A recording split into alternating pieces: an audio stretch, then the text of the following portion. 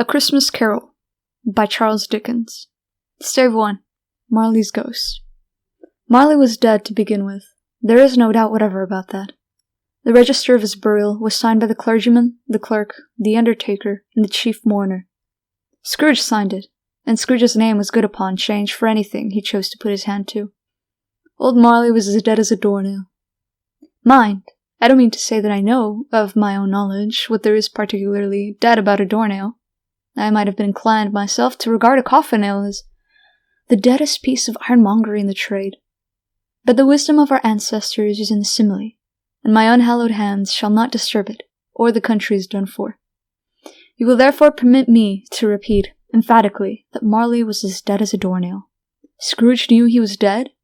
Of course he did. How could it be otherwise? Scrooge and he were partners for I don't know how many years. Scrooge was his sole executor, his sole administrator, his sole assign, his sole residuary legatee, his sole friend and sole mourner. And even Scrooge was not so dreadfully cut up by the sad event, but that he was an excellent man of business on the very day of the funeral, and solemnized it with an undoubted bargain. The mention of Marley's funeral brings me back to the point I started from. There is no doubt that Marley is dead. This must be distinctly understood, or nothing wonderful can come from the story I am about to relate. If we were not perfectly convinced that Hamlet's father died before the play began, there would be nothing more remarkable in his taking a stroll at night, in an easterly wind, upon his own ramparts, than there would be in any other middle-aged gentleman rashly turning out after dark in a breezy spot. Say St. Paul's churchyard, for instance, literally to astonish his son's weak mind. Scrooge never painted out old Marley's name.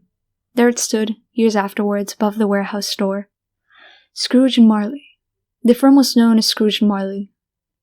Sometimes people new to the business called Scrooge Scrooge, and sometimes Marley, but he answered to both names. It was all the same to him. Oh, but he was a tight-fisted hand at the grindstone. Scrooge, a squeezing, wrenching, grasping, scraping, clutching, covetous old sinner, hard and sharp as flint, from which no steel had ever struck out generous fire. Secret and self-contained and solitary as an oyster. The cold within him froze his old features, nipped his pointed nose, shriveled his cheek, stiffened his gait, made his eyes red, his thin lips blue, and spoke out shrewdly in his grating voice. A frosty rime was on his head and on his eyebrows and his wiry chin. He carried his own low temperature always about with him. He iced his office in the dog days, and didn't thaw at 1 degree at Christmas.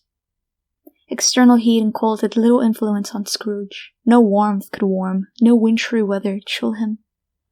No wind that blew was bitterer than he, no falling snow was more intent upon its purpose. No pelting rain less open at entreaty. Foul weather didn't know where to have him. The heaviest rain and snow and hail and sleet could boast of the advantage over him in only one respect. They often came down handsomely, and Scrooge never did. Nobody ever stopped him in the street to say, with gladsome looks, "My dear Scrooge, how are you? When will you come to see me?" No beggars implored him to bestow a trifle. No children asked him what it was o'clock. No man or woman ever, once in all his life, inquired the way to such and such a place of Scrooge. Even the blind men's dogs appeared to know him, and when they saw him coming would tug their owners into doorways and up courts, and then would wag their tails as though they said, "No eye at all is better than an evil eye, dark master." But what did Scrooge care? It was the very thing he liked, to edge his way along the crowded paths of life, warning all human sympathy to keep its distance. It was what the knowing ones call nuts to Scrooge. Once upon a time, of all the good days in the year, on Christmas Eve, old Scrooge sat busy in his counting-house. It was cold, bleak, biting weather, foggy withal, and he could hear the people in the court outside go wheezing up and down, beating their hands upon their breasts and stamping their feet upon the pavement stones to warn them. The city clocks had only just gone 3, but it was quite dark already. It had not been light all day, and candles were flaring in the windows of the neighboring offices, like ruddy smears upon the palpable brown air. The fog came pouring in at every chink and keyhole, and was so dense without that although the court was of the narrowest, the houses opposite were mere phantoms. To see the dingy cloud came drooping down, obscuring everything. One might have thought that nature lived hard by, and was brewing on a large scale. The door of Scrooge's counting-house was open that he might keep his eye upon his clerk, who in a dismal little cell beyond, a sort of tank, was copying letters. Scrooge had a very small fire, but the clerk's fire was so very much smaller that it looked like one coal. But he couldn't replenish it, for Scrooge kept the coal box in his own room, and so surely as the clerk came in with the shovel, the master predicted that it would be necessary for them to part. Wherefore the clerk put on his white comforter and tried to warm himself at the candle, in which effort, not being a man of a strong imagination, he failed. "A Merry Christmas, Uncle! God save you!" cried a cheery voice. It was the voice of Scrooge's nephew, who came upon him so quickly that this was the first intimation he had of his approach. "Bah!" said Scrooge. "Humbug!" He had so heated himself with rapid walking in the fog and frost, this nephew of Scrooge's, that he was all in a glow. His face was ruddy and handsome, his eyes sparkled, and his breath smoked again. "Christmas a humbug, Uncle," said Scrooge's nephew. "You don't mean that, I'm sure." "I do," said Scrooge. "Merry Christmas! What right have you to be merry? What reason have you to be merry? You're poor enough." "Come then," returned the nephew gaily, "what right have you to be dismal? What reason have you to be morose? You're rich enough." Scrooge, having no better answer ready on the spur of the moment, said, "Bah!" again, and followed it up with humbug. "Don't be cross, Uncle," said the nephew. "What else can I be," returned the uncle, "when I live in such a world of fools as this? Merry Christmas! Out upon Merry Christmas! What's Christmas time to you but a time for paying bills without money? A time for finding yourself a year older, but not an hour richer? A time for balancing your books and having every item in them, though a round dozen of months present a debt against you? If I could work my will," said Scrooge indignantly, "every idiot who goes about with Merry Christmas on his lips should be boiled with his own pudding and buried with a stake of holly through his heart. He should." "Uncle," pleaded the nephew. "Nephew," returned the uncle sternly, "keep Christmas in your own way. Let me keep it in mine." "Keep it," repeated Scrooge's nephew, "but you don't keep it." "Let me leave it alone, then," said Scrooge. "Much good may it do you. Much good it has ever done you." "There are many things from which I might have derived good, by which I have not profited, I dare say," returned the nephew. "Christmas among the rest, but I am sure I've always thought of Christmas time, when it has come round, apart from the veneration due to its sacred name and origin.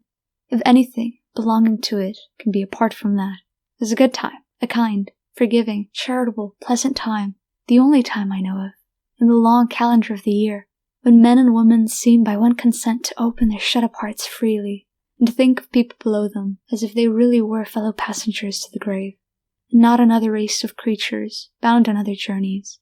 And therefore, Uncle, though it has never put a scrap of gold or silver in my pocket, I believe it has done me good, and will do me good, and I say God bless it." The clerk in the tank involuntarily applauded. Becoming immediately sensible of the impropriety, he poked the fire, and extinguished the last frail spark forever. "Let me hear another sound from you," said Scrooge, "and you'll keep it your Christmas by losing your situation. You're quite a powerful speaker, sir," he added, turning to his nephew. "I wonder you don't go into Parliament. Don't be angry, Uncle. Come, dine with us tomorrow." Scrooge said that he would see him. Yes, indeed he did. He went the whole length of the expression, and said that he would see him in that extremity first. "But why?" cried Scrooge's nephew. "Why?" "Why did you get married?" said Scrooge. "Because I fell in love." "Because you fell in love," growled Scrooge, as if that were the only one thing in the world more ridiculous than a Merry Christmas. "Good afternoon." "Nay, Uncle, but you never came to see me before that happened. Why give it a reason for not coming now?" "Good afternoon," said Scrooge. "I want nothing from you. I ask nothing of you. Why cannot we be friends?" "Good afternoon," said Scrooge. "I'm sorry with all my heart to find you so resolute. We have never had any quarrel to which I have been a party. But I have made the trial and homage to Christmas, and I'll keep my Christmas humor to the last. So, a Merry Christmas, Uncle." "Good afternoon," said Scrooge. "And a Happy New Year." "Good afternoon," said Scrooge. His nephew left the room, without an angry word, notwithstanding. He stopped at the outer door to bestow the greetings of the season on the clerk, who, cold as he was warmer than Scrooge, for he returned them cordially. "There's another fellow," muttered Scrooge, who overheard him. My clerk, with 15 shillings a week and a wife and family, talking about a Merry Christmas. I'll retire to Bedlam. This lunatic, in letting Scrooge's nephew out, had let 2 other people in. They were portly gentlemen, pleasant to behold, and now stood, with their hats off, in Scrooge's office. They had books and papers in their hands and bowed to him. "Scrooge and Marley's, I believe," said one of the gentlemen, referring to his list. "Have I the pleasure of addressing Mr. Scrooge or Mr. Marley?" "Mr. Marley has been dead these 7 years," Scrooge replied. "He died 7 years ago, this very night." "We have no doubt his liberality is well represented by his surviving partner," said the gentleman, presenting his credentials. It certainly was, for they had been 2 kindred spirits. At the ominous word liberality, Scrooge frowned, and shook his head, and handed the credentials back. "At this festive season of the year, Mr. Scrooge," said the gentleman, taking up a pen, "it is more than usually desirable that we should make some slight provision for the poor and destitute, who suffer greatly at the present time. Many thousands are in want of common necessaries. Hundreds of thousands are in want of common comforts, sir." "Are there no prisons?" asked Scrooge. "Plenty of prisons," said the gentleman, laying down the pen again. "And the Union workhouses?" demanded Scrooge. "Are they still in operation?" "They are, still," returned the gentleman. "I wish I could say they were not." "The treadmill and the poor law are in full vigor, then?" said Scrooge. "Both very busy, sir." "Oh, I was afraid from what you said at first that something had occurred to stop them in their useful course," said Scrooge. "Very glad to hear it." "Under the impression that they scarcely furnish Christian cheer of mind or body to the multitude," returned the gentleman, "a few of us are endeavoring to raise a fund to buy the poorest some meat and drink, and means of warmth. We chose this time because it is a time, of all others, when want is keenly felt, and abundant rejoices. What shall I put you down for?" "Nothing," Scrooge replied. "You wish to be anonymous?" "I wish to be left alone," said Scrooge. "Since you ask me what I wish, gentlemen, that is my answer. I don't make merry myself at Christmas, and I cannot afford to make idle people merry. I help to support the establishments I have mentioned. They cost enough. And those who are badly off must go there. Many can't go there, and many would rather die." "They would rather die," said Scrooge. "They'd better do it, and decrease the surplus population. Besides, excuse me, I don't know that." "But you might know it," observed the gentleman. "It's not my business," Scrooge returned. "It's enough for a man to understand his own business and not interfere with other people's. Mine occupies me constantly. Good afternoon, gentlemen." Seeing clearly that it would be useless to pursue their point, the gentleman withdrew. Scrooge resumed his labors with an improved opinion of himself, and in a more facetious temper than was usual with him. Meanwhile, the fog and darkness thickened so that people ran about with flaring links, proffering their services to go before horses and carriages and conduct them on their way. The ancient tower of a church, whose gruff old bell was always peeping slyly down at Scrooge out of a Gothic window in the wall, became invisible, and struck the hour and quarters in the clouds, with tremulous vibrations afterwards as if its teeth were chattering in its frozen head up there. The cold became intense. In the main street, at the corner of the court, some labourers were repairing the gas pipes, and had lighted a great fire in a brazier, round with a party of ragged men and boys were gathered, warming their hands and winking their eyes before the blaze in rapture. The water plug, being left in solitude, its overflowing sullenly congealed, and turned to misanthropic ice. The brightness of the shops where holly springs and berries crackled in the lamp heat of the windows made pale faces ruddy as they passed.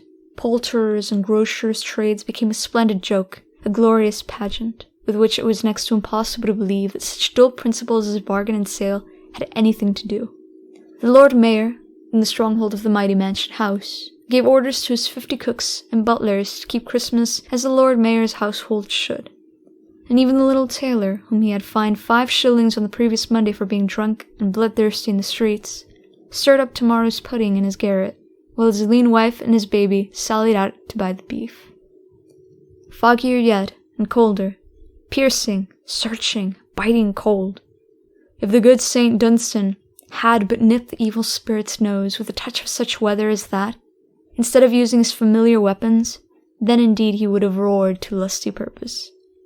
The owner of one scant young nose, gnawed and mumbled by the hungry cold as bones are gnawed by dogs, stooped down at Scrooge's keyhole to regale him with a Christmas carol, But at the first sound of "God bless you, merry gentlemen," may nothing you dismay, Scrooge seized the ruler with such energy of action that the singer fled in terror, leaving the keyhole to the fog and even more congenial frost. At length, the hour of shutting up the counting-house arrived. With an ill will, Scrooge dismounted from his stool and tacitly admitted the fact that the expectant clerk in the tank, who instantly snuffed his candle out and put on his hat. "You want all day tomorrow, I suppose?" said Scrooge. "If quite convenient, sir." "It's not convenient," said Scrooge, "and it's not fair. If I was to stop half a crown for it, you'd think yourself ill-used, I'll be bound." The clerk smiled faintly. "And yet," said Scrooge, "you don't think me ill-used when I pay a day's wages for no work." The clerk observed that it was only once a year. "A poor excuse for picking a man's pocket every 25th of December," said Scrooge, buttoning his greatcoat to the chin. "But I suppose you must have the whole day. Be here all the earlier next morning." The clerk promised to do it, and Scrooge walked out with a growl. The office was closed in a twinkling, and the clerk, with the long end of his white comforter dangling below his waist, for he boasted no great coat, went down a slide on Cornhill at the end of a lane of boys 20 times, in honor of its being Christmas Eve, and then ran home to Camden Town, as hard as he could pelt, to play at blindman's buff. Scrooge took his melancholy dinner in his usual melancholy tavern, and having read all the newspapers and beguiled the rest of the evening with his banker's book, went home to bed. He lived in chambers which had once belonged to his deceased partner. They were a gloomy suite of rooms, in a lowering pile of building up a yard where it had so little business to be, that one could scarcely help fancying it must have run there when it was a young house, playing at hide-and-seek with other houses, and forgotten the way out again. It was old enough now, and dreary enough, for nobody lived in it but Scrooge, the other rooms being all let out as offices. The yard was so dark that even Scrooge, who knew its every stone, was fain to grope with his hands. The fog and frost so hung about the black old gateway of the house that it seemed as if the genius of the weather sat in mournful meditation on the threshold. Now, it is a fact that there was nothing at all particular about the knocker on the door, except that it was very large. It is also a fact that Scrooge had seen it, night and morning, during his whole residence in that place. Also that Scrooge had as little of what is called fancy about him as any man in the city of London, even including, which is a bold word, the corporation, aldermen, and library. Let it also be borne in mind that Scrooge had not bestowed one thought on Marley, since his last mention of his 7 years dead partner that afternoon. And then let any man explain it to me, if he can, how it happened that Scrooge, having his key in the lock of the door, saw in the knocker, without its undergoing any intermediate process of change, not a knocker, but Marley's face. Marley's face. It was not an impenetrable shadow as the other objects in the yard were, but had a dismal light about it, like a bad lobster in a dark cellar. It was not angry or ferocious, but looked at Scrooge as Marley used to look, with ghostly spectacles turned up on its ghostly forehead. The hair was curiously stirred, as if by breath or hot air, and though the eyes were wide open, they were perfectly motionless. That and its livid color made it horrible. But its horror seemed to be in spite of the face beyond its control, rather than a part of its own expression. As Scrooge looked fixedly at this phenomenon, it was a knocker again. To say that he was not startled, or that his blood was not conscious of a terrible sensation to which he had been a stranger from infancy, would be untrue. But he put his hand upon the key he had relinquished, turned it sturdily, walked in, and lighted his candle.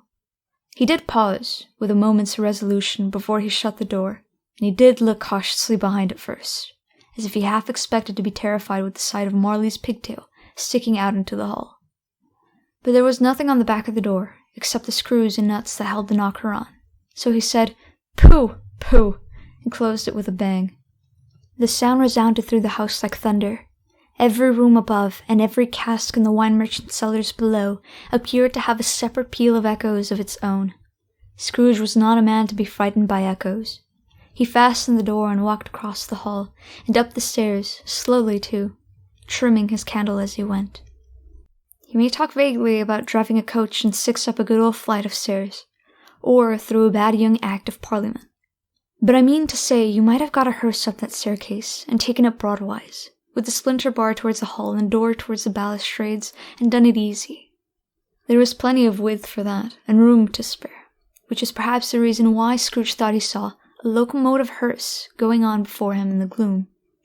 Half a dozen gas lamps out of the street wouldn't have lighted the entry too well, so you may suppose that it was pretty dark with Scrooge's dip. Up Scrooge went, not caring a button for that. Darkness is cheap, and Scrooge liked it. But before he shut his heavy door, he walked through his rooms to see that all was right. He had just enough recollection of the face to desire to do that. Sitting room, bedroom, lumber room, all as they should be. Nobody under the table, nobody under the sofa, small fire in the grate, spoon and basin ready, and a little saucepan of gruel, Scrooge had a cold in his head, upon the hob. Nobody under the bed, nobody in the closet, nobody in his dressing gown, which was hanging up in a suspicious attitude against the wall. Lumber room, as usual, old fire guard, old shoes, 2 fish baskets, washing stand on 3 legs, and a poker. Quite satisfied, he closed his door, and locked himself in, double-locked himself in, which was not his custom. Thus, secured against surprise, he took off his cravat, put on his dressing gown and slippers, and his nightcap, and sat down before the fire to take his gruel. It was a very low fire indeed, nothing on such a bitter night. He was obliged to sit close to it, brood over it, before he could extract the least sensation of warmth from such a handful of fuel. The fireplace was an old one, built by some Dutch merchant long ago, and paved all around with quaint Dutch tiles, designed to illustrate the scriptures. There were Cains and Abels, Pharaoh's daughters, queens of Sheba, angelic messengers descending through the air on clouds like feather beds. Abrahams, Belshazzars, apostles, putting off to sea in better boats, hundreds of figures to attract his thoughts, and yet that face of Marley, 7 years dead, came like the ancient prophet's rod, and swallowed up the whole. If each smooth tile had been a blank at first, with power to shape some picture on its surface from the disjointed fragments of his thoughts, there would have been a copy of old Marley's head on every one. "Humbug," said Scrooge, and walked across the room. After several turns, he sat down again, as he threw his head back in the chair. His glance happened to rest upon a bell, a disused bell, that hung in the room, and communicated for some purpose now forgotten with a chamber in the highest story of the building. It was his great astonishment, and with a strange, inexplicable dread, that as he looked, he saw this bell began to swing. It swung so softly in the outset that it scarcely made a sound, but soon it rang out loudly, and so did every bell in the house. This might have lasted half a minute, or a minute, but it seemed an hour. The bells ceased as they had begun, together. They were succeeded by a clanking noise, deep down below, as if some person were dragging a heavy chain over the casks in the wine merchant's cellar. Scrooge then remembered to have heard that ghosts in haunted houses were described as dragging chains. The cellar door flew open with a booming sound, and then he heard the noise much louder on the floors below, then coming up the stairs, then coming straight towards the door. "It's humbug still," said Scrooge. "I won't believe it." His color changed, though, when, without a pause, it came on through the heavy door and passed into the room before his eyes. Upon its coming in, the dying flame leaped up, as though it cried, "I know him! Marley's ghost!" and fell again. The same face, the very same. Marley in his pigtail, usual waistcoat, tights and boots, the tassels on the latter bristling like his pigtail, and his coat skirts and the hair upon his head. The chain he drew was clasped about his middle. It was long and wound about him like a tail, and it was made, for Scrooge observed it closely, of cash boxes, keys, padlocks, ledgers, deeds, and heavy purses wrought in steel. His body was transparent, so that Scrooge, observing him and looking through his waistcoat, could see the 2 buttons on his coat behind. Scrooge had often heard it said that Marley had no bowels, but he had never believed it until now. No, nor did he believe it even now, though he looked the phantom through and through and saw it standing before him, though he felt the chilling influence of its death-cold eyes, and marked the very texture of the folded kerchief bound about its head and chin, which wrapper he had not observed before. He was still incredulous, and fought against his senses. "How now?" said Scrooge, caustic and cold as ever. "What do you want with me?"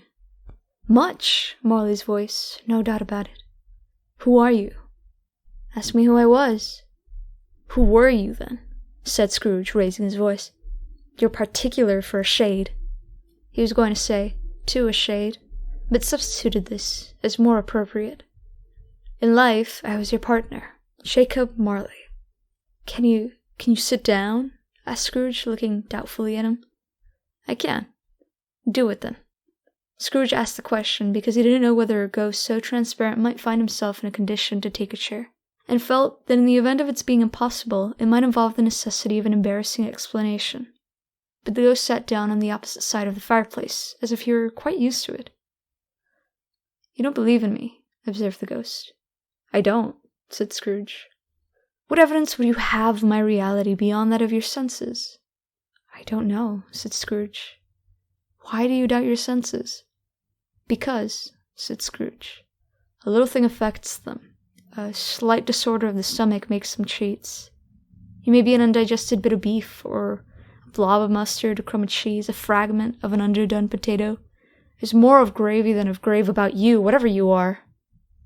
Scrooge was not much in the habit of cracking jokes, nor did he feel in his heart by any means wagging then. The truth is that he tried to be smart, as a means of distracting his own attention, and keeping down his terror, for the spectre's voice disturbed the very marrow in his bones. To sit, staring at those fixed, glazed eyes, in silence for a moment, would play, Scrooge felt, the very deuce in him. There was something very awful, too, in the spectre's being provided with an infernal atmosphere of its own. Scrooge could not feel it himself, but this was clearly the case, for though the ghost sat perfectly motionless, its hair and skirts and tassels were still agitated as by the hot vapor from an oven. "You see this toothpick?" said Scrooge, returning quickly to the charge, for the reason just assigned, and wishing, though it were only for a second, to divert the vision's stony gaze from himself. "I do," replied the ghost. "You are not looking at it," said Scrooge. "But I see it," said the ghost, notwithstanding. "Well," returned Scrooge, "I have but to swallow this, and be for the rest of my days persecuted by a legion of goblins. All of my own creation. Humbug, I tell you, humbug!" At this, the spirit raised a frightful cry, and shook its chain with such a dismal and appalling noise, that Scrooge held on tight to his chair to save himself from falling in a swoon. But how much greater was his horror, when the phantom's taking off the bandage round its head, as if it were too warm to wear indoors, its lower jaw dropped down upon its breast. Scrooge fell upon his knees, and clasped his hands before his face. "Mercy!" he said. "Dreadful apparition, why do you trouble me?" "Man of the worldly mind," replied the ghost, "do you believe in me or not?" "I do," said Scrooge. "I must. But why do spirits walk the earth, and why do they come to me?" "It is required of every man," the ghost returned, "that the spirit within him should walk abroad among his fellow men, and travel far and wide. And if that spirit goes not forth in life, it is condemned to do so after death.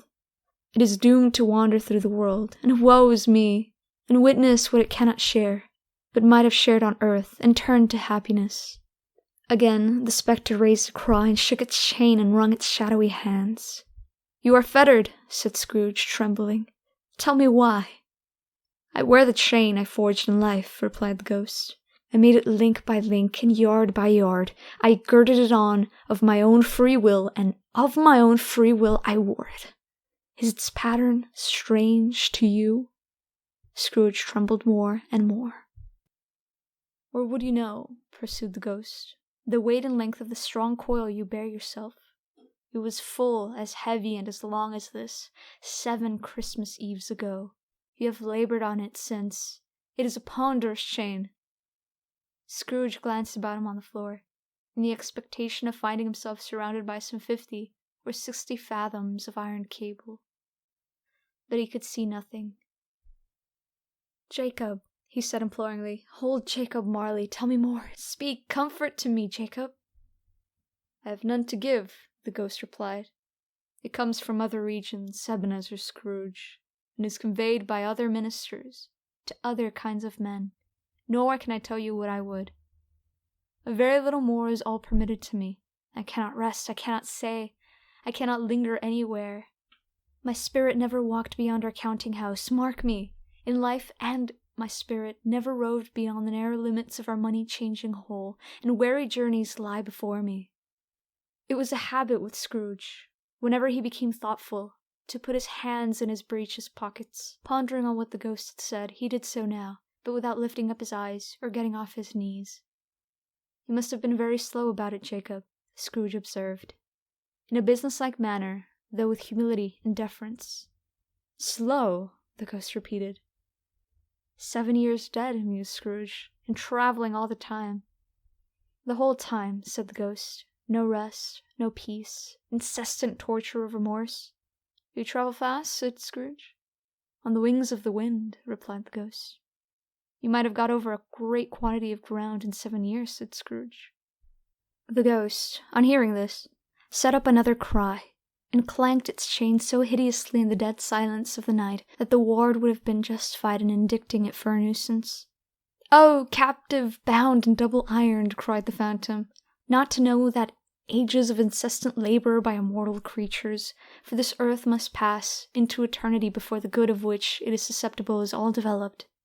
Not to know that any Christian spirit working kindly in its little sphere, whatever it may be, will find its mortal life too short for its vast means of usefulness. Not to know that no space of regret can make amends for one's life's opportunity misused. Yet such was I. Oh, such was I." "But you were always a good man of business, Jacob," faltered Scrooge, who now began to apply this to himself. "Business!" cried the ghost, wringing his hands again. "Mankind was my business. The common welfare was my business. Charity, mercy, forbearance, and benevolence were all my business. The dealings of my trade were but a drop of water in the comprehensive ocean of my business." It held up its chain at arm's length, as if that were the cause of all its unavailing grief, and flung it heavily upon the ground again. "At this time of the rolling year," the spectre said, "I suffer most. Why did I walk through crowds of fellow beings with my eyes turned down, and never raise them to that blessed star which led the wise men to a poor abode? Were there no poor homes to which its light would have conducted me?" Scrooge was very much dismayed to hear the spectre going on at this rate, and began to quake exceedingly. "Hear me!" cried the ghost. "My time is nearly gone." "I will," said Scrooge, "but don't be hard upon me. Don't be flowery, Jacob, pray. How it is that I appear before you in shape that you can see, I may not tell. I have sat invisible beside you many and many a day." It was not an agreeable idea. Scrooge shivered, and wiped the perspiration from his brow. "That is no light part of my penance," pursued the ghost. "I am here tonight to warn you that you have yet a chance and hope of escaping my fate, a chance and hope of my procuring Ebenezer." "You were always a good friend to me," said Scrooge. "Thank ye." "You will be haunted," resumed the ghost, "by 3 spirits." Scrooge's countenance fell, almost as low as the ghost's had done. "Is that the chance and hope you mentioned, Jacob?" he demanded in a faltering voice. "It is." I think I'd rather not," said Scrooge. "Without their visits," said the ghost, "you cannot hope to shun the path I tread.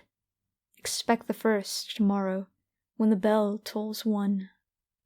"Couldn't I take 'em all at once and have it over, Jacob?" hinted Scrooge. "Expect the second on the next night at the same hour, the third upon the next night, when the last stroke of 12 has ceased to vibrate. Look to see me no more, and look that, for your own sake, you remember what has passed between us." When it had said these words, the spectre took its wrapper from the table and bound it round its head as before. Scrooge knew this by the smart sound its teeth made when the jaws were brought together by the bandage. He ventured to raise his eyes again, and found his supernatural visitor confronting him in an erect attitude, with its chain wound over and about its arm. The apparition walked backward from him, and at every step it took, the window raised itself a little, so that when the spectre reached it, it was wide open. It beckoned Scrooge to approach, which he did. When they were within 2 paces of each other, Marley's ghost held up its hand, warning him to come no nearer. Scrooge stopped. Not so much in obedience as in surprise and fear, for on the raising of the hand he became sensible of confused noises in the air. incoherent sounds of lamentation and regret, wailings inexpressibly sorrowful and self-accusatory. The spectre, after listening for a moment, joined in the mournful dirge and floated out upon the bleak, dark night. Scrooge followed to the window, desperate in his curiosity. He looked out. The air was filled with phantoms, wandering hither and thither in restless haste, and moaning as they went. Every one of them wore chains like Marley's ghost. Some few, they might be guilty governments, were linked together. None were free. Many had been personally known to Scrooge in their lives. He had been quite familiar with one old ghost in a white waistcoat with a monstrous iron safe attached to its ankle, who cried piteously at being unable to assist a wretched woman with an infant, whom it saw below upon a doorstep. The misery with them all was, clearly, that they sought to interfere, for good, in human matters, and had lost the power forever. Whether these creatures faded into mist, or mist enshrouded them, he could not tell. But they and their spurred voices faded together, and the night became as it had been when he walked home. Scrooge closed the window and examined the door by which the ghost had entered. It was double-locked, as he had locked it with his own hands, and the bolts were undisturbed. He tried to say humbug, but stopped at the first syllable. And being, from the emotion he had undergone, or the fatigues of the day, or his glimpse of the invisible world, or the dull conversation of the ghost, or the lateness of the hour, much in need of repose, he went straight to bed, without undressing, and fell asleep upon the instant. Stave 2. The first of the three spirits. When Scrooge awoke, it was so dark that looking out of bed, he could scarcely distinguish the transparent window from the opaque walls of the chamber. He was endeavoring to piece the darkness with his ferret eyes when the chimes of a neighboring church struck the 4 quarters, so he listened for the hour. To his great astonishment, the heavy bell went from 6 to 7, and from 7 to 8, and regularly up to 12. Then stopped. 12! It was past 2 when he went to bed. The clock was wrong. An icicle must have got into the works. 12! He touched the spring of his repeater to correct this most preposterous clock. Its rapid little pulse beat 12 and stopped. "Why, it isn't possible," said Scrooge, "that I can have slept through a whole day and far into another night.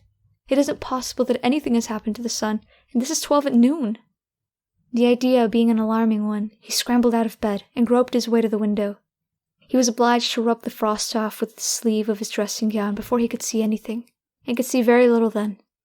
All he could make out was that it was still very foggy and extremely cold, and that there was no noise of people running to and fro, and making a great stir, as there unquestionably would have been if night had beaten off bright day and taken possession of the world.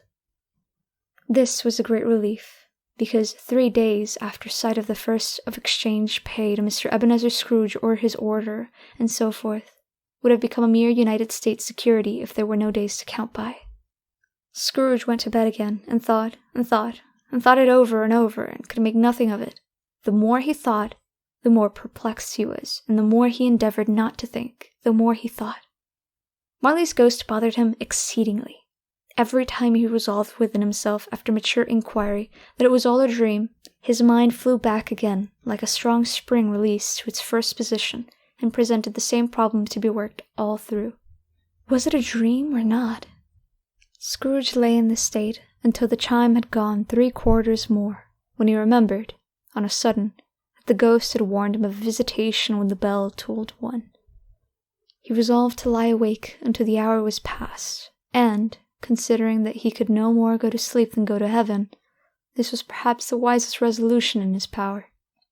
The quarter was so long that he was more than once convinced he must have sunk into a doze unconsciously and missed the clock. At length it broke upon his listening ear. "Ding-dong! 1/4 past," said Scrooge, counting. "Ding-dong! 1/2 past," said Scrooge. "Ding-dong! 1/4 to it," said Scrooge. "Ding-dong! The hour itself," said Scrooge triumphantly, "and nothing else."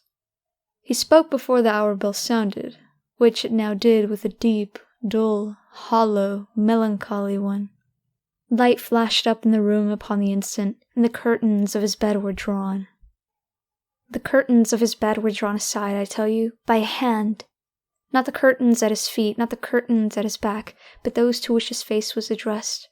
The curtains of his bed were drawn aside, and Scrooge, starting up into a half-recumbent attitude, found himself face to face with the unearthly visitor who drew them, as close to it as I am now to you, and I am standing in the spirit at your elbow. It was a strange figure, like a child, yet not so like a child as like an old man, viewed through some supernatural medium, which gave him the appearance of having receded from the view, and being diminished to a child's proportions. Its hair, which hung about its neck and down its back, was white as if with age, and yet the face had not a wrinkle in it, and the tenderness bloom was on the skin. The arms were very long and muscular, the hands the same, as if its hold were of uncommon strength. Its legs and feet, most delicately formed, were, like those upper members, bare. It wore a tunic of the purest white, and round its waist was bound a lustrous belt, the sheen of which was beautiful. It held a branch of fresh green holly in its hand, and, in singular contradiction of that wintry emblem, had its dress trimmed with summer flowers. But the strangest thing about it was, that from the crown of its head there sprung a bright clear jet of light, by which all this was visible, and which was doubtless the occasion of its using, in its duller moments, a great extinguisher for a cap, which it now held under its arm. Even this, though, when Scrooge looked at it with increasing steadiness, was not its strangest quality, for as its belt sparkled and glittered now in one part and now in another, and what was light in one instant at another time was dark, so the figure itself fluctuated in its distinctness, being now a thing with one arm, now with one leg, now with 20 legs, now with a pair of legs without a head, now a head without a body, of which dissolving parts no outline would be visible in one dense gloom, wherein they melted away. And in the very wonder of this, it would be itself again, distinct and clear as ever. "Are you the spirit, sir, whose coming was foretold to me?" asked Scrooge. "I am." The voice was soft and gentle, singularly low, as if instead of being so close beside him, it were at a distance. "Who and what are you?" Scrooge demanded. "I am the ghost of Christmas past." "Long past?" inquired Scrooge, observant of its dwarfish stature. "No, your past." Perhaps Scrooge could not have told anybody why, if anybody could have asked him, but he had a special desire to see the spirit in his cap, and begged him to be covered. "What?" exclaimed the ghost. "Would you so soon put out with worldly hands with the light I give? Is it not enough that you are one of those whose passions made this cap, and force me through whole trains of years to wear it low upon my brow?" Scrooge reverently disclaimed all intention to offend or any knowledge of having wilfully bonneted this spirit at any period of his life.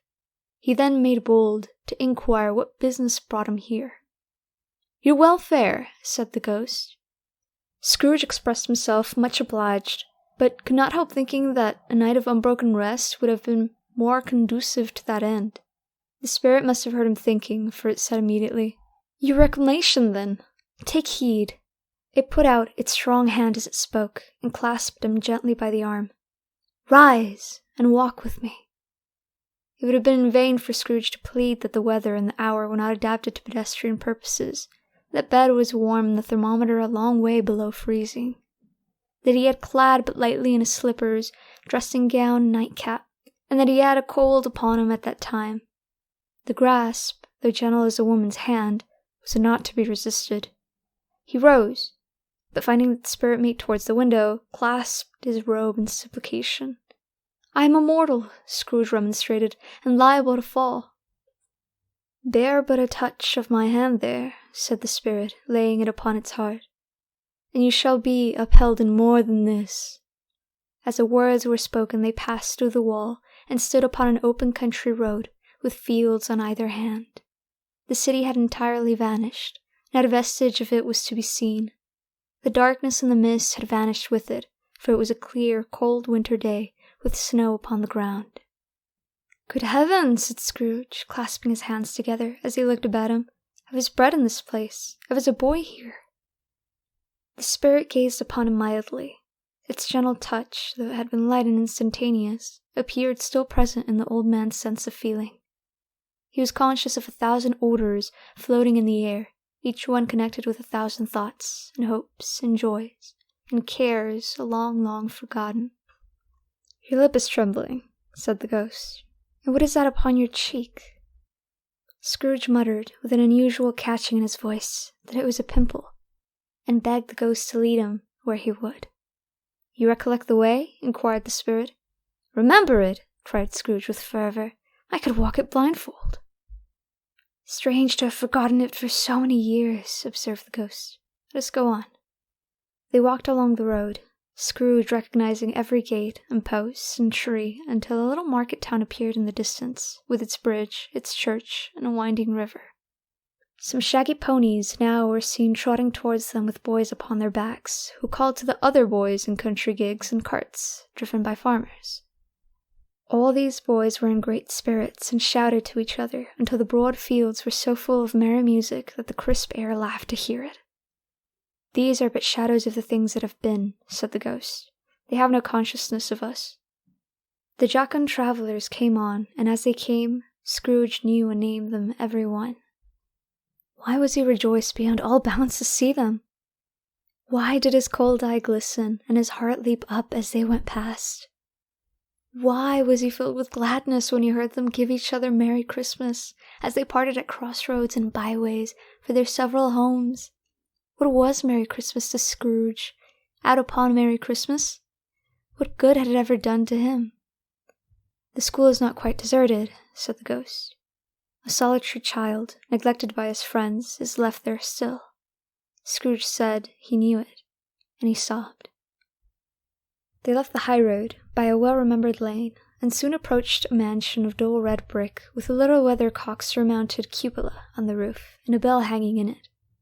It was a large house, but one of broken fortunes, for the spacious offices were little used, their walls were damp and mossy, their windows broken, and their gates decayed. Fowls clucked and strutted in their stables, and the coach-houses and sheds were overrun with grass.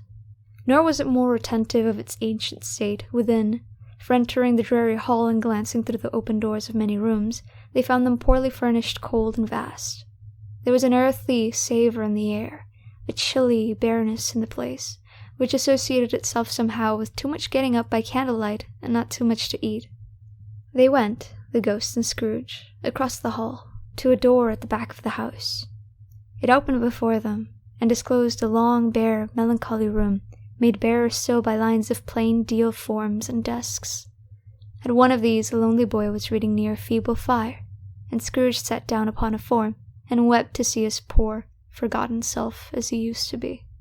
Not a latent echo in the house, not a squeak and scuffle from the mice behind the panelling, not a drip from the half-thawed water-spout in the dooryard behind, not a sigh among the leafless boughs of one despondent poplar, not the idle swinging of an empty storehouse door. No, not a clicking in the fire, but it fell upon the heart of Scrooge with a softening influence, and gave a freer passage to his tears. The spirit touched him on the arm, and pointed to his younger self, intent upon his reading. Suddenly, a man in foreign garments, wonderfully real and distinct to look at, stood outside the window, with an axe stuck in his belt, and leading by the bridle an ass laden with wood. "Why, it's Ali Baba!" Scrooge exclaimed in ecstasy. "It's dear old honest Ali Baba. Yes, I know. When Christmas time, when yonder solitary child was left here all alone, he did come. And for the first time, just like that. Poor boy. And Valentine," said Scrooge. "And his wild brother, Orson. There they go. And what's his name, who was put down in his drawers, asleep at the gate of Damascus. Don't you see him? And the Sultan's groom turned upside down by the Ghani. There he is upon his head. Serve him right. I'm glad of it. What business had he to be married to the princess?" To hear Scrooge expending all the earnestness of his nature on such subjects, in a most extraordinary voice between laughing and crying, and to see his heightened and excited face, would have been a surprise to his business friends in the city, indeed. "There's the parrot!" cried Scrooge. "Green body and yellow tail, with a thing like a lettuce that's growing out of the top of his head. There he is. Poor Robin Crusoe, he called him, when he came home again after sailing round the island. Poor Robin Crusoe! Where have you been, Robin Crusoe?" The man thought he was dreaming, but he wasn't. It was a parrot, you know. There was Friday running for his life in the little creek. Halloa! Whoop! Halloo! Then, with a rapidity of transition very foreign to his usual character, he said, in pity for his former self, "Poor boy," and cried again. "I wish," Scrooge muttered, putting his hand in his pocket and looking about him after drying his eyes with his cuff. "But it's too late now." "What does it matter?" asked the spirit. "Nothing," said Scrooge. "Nothing. There was a boy singing a Christmas carol at my door last night. I should like to have given him something, that's all." The ghost smiled thoughtfully and waved his hand, saying as it did so, "Let us see another Christmas." Scrooge's former self grew larger at the words, and the room became a little darker and more dirty. The panels shrunk, the windows cracked, fragments of plaster fell out of the ceiling, and the naked laths were shown instead. But how all this was brought about, Scrooge knew no more than you do. He only knew that it was quite correct, that everything had happened so, that there he was, alone again, when all the other boys had gone home for the jolly holidays. He was not reading now, but walking up and down despairingly. Scrooge looked at the ghost, and with a mournful shaking of his head, glanced anxiously towards the door. It opened, and a little girl, much younger than the boy, came darting in, and putting her arms around his neck, and often kissing him, addressing him as her dear, dear brother. "I have come to bring you home, dear brother," said the child, clapping her tiny hands and bending down to laugh. "To bring you home, home, home." "Home, little Fan?" returned the boy. "Yes," said the child, brimful of glee. "Home for good and all, home for ever and ever. Father's so much kinder than he used to be. That home's like heaven. He spoke so gently to me one dear night when I was going to bed, that I was not afraid to ask him once more if you might come home, and he said yes, you should, and sent me in a coach to bring you. And you're to be a man," said the child, opening her eyes, "and are never to come back here.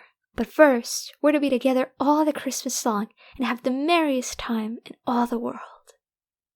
"You're quite a woman, little Fran," exclaimed the boy. She clapped her hands and laughed, and tried to touch his head, but being too little, laughed again, and stood on tiptoe to embrace him. Then she began to drag him, in her childish eagerness, towards the door, and he, nothing loth to go, accompanied her. A terrible voice in the hall cried, "Bring down Master Scrooge's box there!" And in the hall appeared the schoolmaster himself, who glared on Master Scrooge with a ferocious condescension, and threw him in a dreadful state of mind by shaking hands with him. He then conveyed him and his sister into the veriest old well of a shivering best parlour that ever was seen, where the maps upon the wall and the celestial and terrestrial globes in the windows were waxy with cold. Here he produced a decanter of curiously light wine and a block of curiously heavy cake, and administered installments of those dainties to the young people, at the same time sending out a meagre servant to offer a glass of something to the postboy, who answered that he thanked the gentleman, but if it was the same tap as he had tasted before, he had rather not. Master Scrooge's trunk being by this time tied on to the top of the chaise, the children bade the schoolmaster good-bye right willingly, and getting into it, drove gaily down the garden sweep, the quick wheels dashing the hoarfrost and snow from off the dark leaves of the evergreens like spray. "Always a delicate creature, whom breath might have withered," said the ghost, "but she had a large heart." "So she had," cried Scrooge. "You're right. I will not gainsay it, spirit. God forbid." "She died a woman," said the ghost, "and had, as I think, children." "One child," Scrooge returned. "True," said the ghost. "Your nephew?" Scrooge seemed uneasy in his mind and answered briefly, "Yes." Although they had but that moment left the school behind them, they were now in the busy thoroughfares of a city, where shadowy passengers passed and repassed, where shadowy carts and coaches battled for the way, and all the strife and tumult of a real city were. It was made plain enough, by the dressing of the shops, that here too it was Christmas time again, but it was evening, and the streets were lighted up. The ghost stopped at a certain warehouse door, and asked Scrooge if he knew it. "Know it?" said Scrooge. "Was I apprenticed here?" They went in, at sight of an old gentleman in a Welsh wig, sitting behind such a high desk that if he had been 2 inches taller, he must have knocked his head against the ceiling. Scrooge cried in great excitement, "Why, It's old Fezziwig! Bless his heart, it's Fezziwig alive again! Old Fezziwig laid down his pen and looked up at the clock, which pointed to the hour of 7. He rubbed his hands, adjusted his capacious waistcoat, laughed all over himself, from his shoes to his organ of benevolence, and called out in a comfortable, oily, rich, fat, jovial voice, "Yo-ho there, Ebenezer, Dick." Scrooge's former self, now grown a young man, came briskly in, accompanied by his fellow apprentice. "Dick Wilkins, to be sure," said Scrooge to the ghost. "Bless me, yes, there he is. He was very much attached to me, was Dick. Poor Dick, dear, dear." "Yo-ho, my boys," said Fezziwig. "No more work tonight. Christmas Eve, Dick. Christmas, Ebenezer." "Let's have the shutters up," cried old Fezziwig, with a sharp clap of his hands, "before a man can say Jack Robinson." You wouldn't believe how those two fellows went at it. They charged into the street with the shutters. 1, 2, 3, had 'em up in their places. 4, 5, 6, barred them and pinned them. 7, 8, 9, and came back before you got to 12, panting like racehorses. "Hilly-ho!" cried old Fezziwig, skipping down from the high desk with wonderful agility. "Clear away, my lads, and let's have lots of room here. Hilly-ho, Dick! Cheer up, Ebenezer!" Clear away! There was nothing they wouldn't have cleared away, or couldn't have cleared away, with old Fezziwig looking on. It was done in a minute. Every movable was packed off, as if it were dismissed from public life forevermore. The floor was swept and watered, the lamps were trimmed, fuel was heaped upon the fire, and the warehouse was as snug and warm and dry and bright a ballroom as you would desire to see upon a winter's night. In came a fiddler with a music book, and went up to the lofty desk and made an orchestra of it, and tuned like 50 stomach aches. In came Mrs. Fezziwig, one vast substantial smile. In came the 3 Miss Fezziwigs, beaming and lovable. In came the 6 young followers whose hearts they broke. In came all the young men and women employed in the business.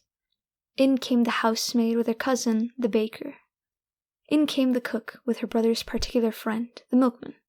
In came the boy from over the way, who was suspected of not having board enough from his master, trying to hide himself behind the girl from next door but one, who was proved to have had her ears pulled by her mistress. In they all came, one after another, some shyly, some boldly, some gracefully, some awkwardly, some pushing, some pulling. In they all came, anyhow and everhow. Away they all went, 20 couple at once, hands half round and back again the other way, down the middle and up again, round and round in various stages of affectionate grouping, old top couple always turning up in the wrong place, new top couple starting off again. As soon as they got there, all top couples at last, and not a bottom one to help them. When this result was brought about, old Fezziwig, clapping his hands to stop the dance, cried out, "Well done!" and the fiddler plunged his hot face into a pot of porter, especially provided for that purpose. But scorning rest upon his appearance, he instantly began again, though there were no dancers yet, as if the other fiddler had been carried home, exhausted on a shutter, and he were a brand new man resolved to beat him out of sight, or perish. There were more dances, and there were forfeits, and more dances, and there was cake, and there was negus, and there was a great piece of cold roast, and there was a great piece of cold boiled, and there were mince pies, and plenty of beer. But the great effect of the evening came after the roast and boiled, when the fiddler, an artful dog, mind, the sort of man who knew his business better than you or I could have told him, struck up Sir Roger de Coverley. Then old Fezziwig stood out to dance with Mrs. Fezziwig. Top couple too, with a good stiff piece of work cut out for them. 3 or 4 and 20 pair of partners, people who were not to be trifled with, people who would dance, and had no notion of walking. But if they had been twice as many, 4 times, old Fezziwig would have been a match for them, and so would Mrs. Fezziwig. As to her, she was worthy to be his partner in every sense of the term. If that's not high praise, tell me higher, and I'll use it. A positive light appeared to issue from Fezziwig's calves. They shone in every part of the dance like moons. You couldn't have predicted, at any time, what would have become of them next. And when old Fezziwig and Mrs. Fezziwig had gone all through the dance, advance and retire, both hands to your partner, bow and curtsy, corkscrew, thread the needle, and back again to your place, Fezziwig cut so deftly that he appeared to wink with his legs, and came upon with his feet again without a stagger. When the clock struck 11, this domestic ball broke up. Mr. and Mrs. Fezziwig took their stations, one on either side of the door, and shaking hands with every person individually, as he or she went out, wished him or her a Merry Christmas. When everybody had retired but the two apprentices, they did the same to them, and thus the cheerful voices died away, and the lads were left to their beds, which were under a counter in the back shop. During the whole of this time, Scrooge had acted like a man out of his wits. His heart and soul were in the scene, and with his former self. He corroborated everything, remembered everything, enjoyed everything, and underwent the strangest agitation. It was not until now, when the brightest faces of his former self and Dick were turned from them, that he remembered the ghost, and became conscious that it was looking full upon him, while the light upon its head burnt very clear. "A small matter," said the ghost, "to make these silly folks so full of gratitude." "Small," echoed Scrooge. The spirit signed to him to listen to the two apprentices who were pouring out their hearts in praise of Fezziwig, and when he had done so, said, "Why, is it not? He has spent but a few pounds of your mortal money, 3 or 4 perhaps. Is that so much that he deserves this praise?" "It isn't that," said Scrooge, heated by the remark, and speaking unconsciously like his former, not his latter self. "It isn't that, spirit. He has the power to render us happy or unhappy, to make our service light or burdensome, a pleasure or a toil. Say that his power lies in words and looks, in things so slight and insignificant that it is impossible to add and count them up. What then? The happiness he gives is quite as great as if it cost a fortune." He felt the spirit's glance and stopped. "What does it matter?" asked the ghost. "Nothing particular," said Scrooge. "Something, I think?" the ghost insisted. "No," said Scrooge. "No, I should like to be able to say a word or two to my clerk just now, that's all." His former self turned down the lamps as he gave utterance to the wish, and Scrooge and the ghost again stood side by side in the open air. "My time grows short," observed the spirit. "Quick!" This was not addressed to Scrooge or to any one whom he could see, but it produced an immediate effect. For again, Scrooge saw himself. He was older now, a man in the prime of his life. His face had not the harsh and rigid lines of latter years, but it had begun to wear the signs of care and avarice. There was an eager, greedy, restless motion in the eye, which showed the passion that had taken root, and where the shadow of the growing tree would fall. He was not alone, but sat by the side of a fair young girl in a mourning dress, in whose eyes there were tears, which sparkled in the light that shone out of the ghost of Christmas past. "It matters little," she said softly. "To you, very little. Another idol has displaced me, and if it can cheer and comfort you in time to come, as I would have tried to do, I have no just cause to grieve." "What idol has displaced you?" he rejoined. "A golden one." "This is the even-handed dealing of the world," he said. "There is nothing on which it is so hard as poverty, and there is nothing it professes to condemn with such severity as the pursuit of wealth." "You fear the world too much," she answered gently. "All your other hopes have merged into the hope of being beyond the chance of its sordid reproach. I have seen your nobler aspirations fall off one by one, until the master passion, gain, engrosses you. Have I not?" "What then?" he retorted. "Even if I have grown so much wiser, what then? I am not changed towards you." She shook her head. "Am I?" "Our contract is an old one. It was made when we were both poor and content to be so, until, in good season, we could improve our worldly fortune by our patient industry. You are changed. When it was made, you were another man." "I was a boy," he said impatiently. "Your own feeling tells you that you were not what you are," she returned. "I am. That which promised happiness when we were one in heart is fraught with misery now that we are two. How often and how keenly I have thought of this, I will not say. It is enough that I have thought of it and can release you. Have I ever sought release? In words? No, never. In what then? In a changed nature, in an altered spirit, in another atmosphere of life, another hope as its great end, in everything that made us love of any worth or value in your sight." "If this had never been between us," said the girl, looking mildly but with steadiness upon him, "tell me, would you seek me out and try to win me now?" "No." He seemed to yield to the justice of the supposition, in spite of himself, but he said with a struggle, "You think not?" "I would gladly think otherwise if I could," she answered. "Heaven knows, when I have learned a truth like this, I know how strong and irresistible it must be. But if you are free today, tomorrow, yesterday, can even I believe that you would choose a dowerless girl, you who, In your very confidence with her, weigh everything by gain, or choosing her, if for a moment you were false enough to your one guiding principle to do so? Do I not know that your repentance and regret would surely follow? I do, and I release you, with a full heart for the love of him you once were. He was about to speak, but with her head turned from him, she resumed. You may, the memory of what is past half makes me hope you will, have pain in this. A very, very brief time, and you will dismiss the recollection of it, gladly as an unprofitable dream, from which it happened well that you awoke. May you be happy in the life you have chosen. She left him, and they parted.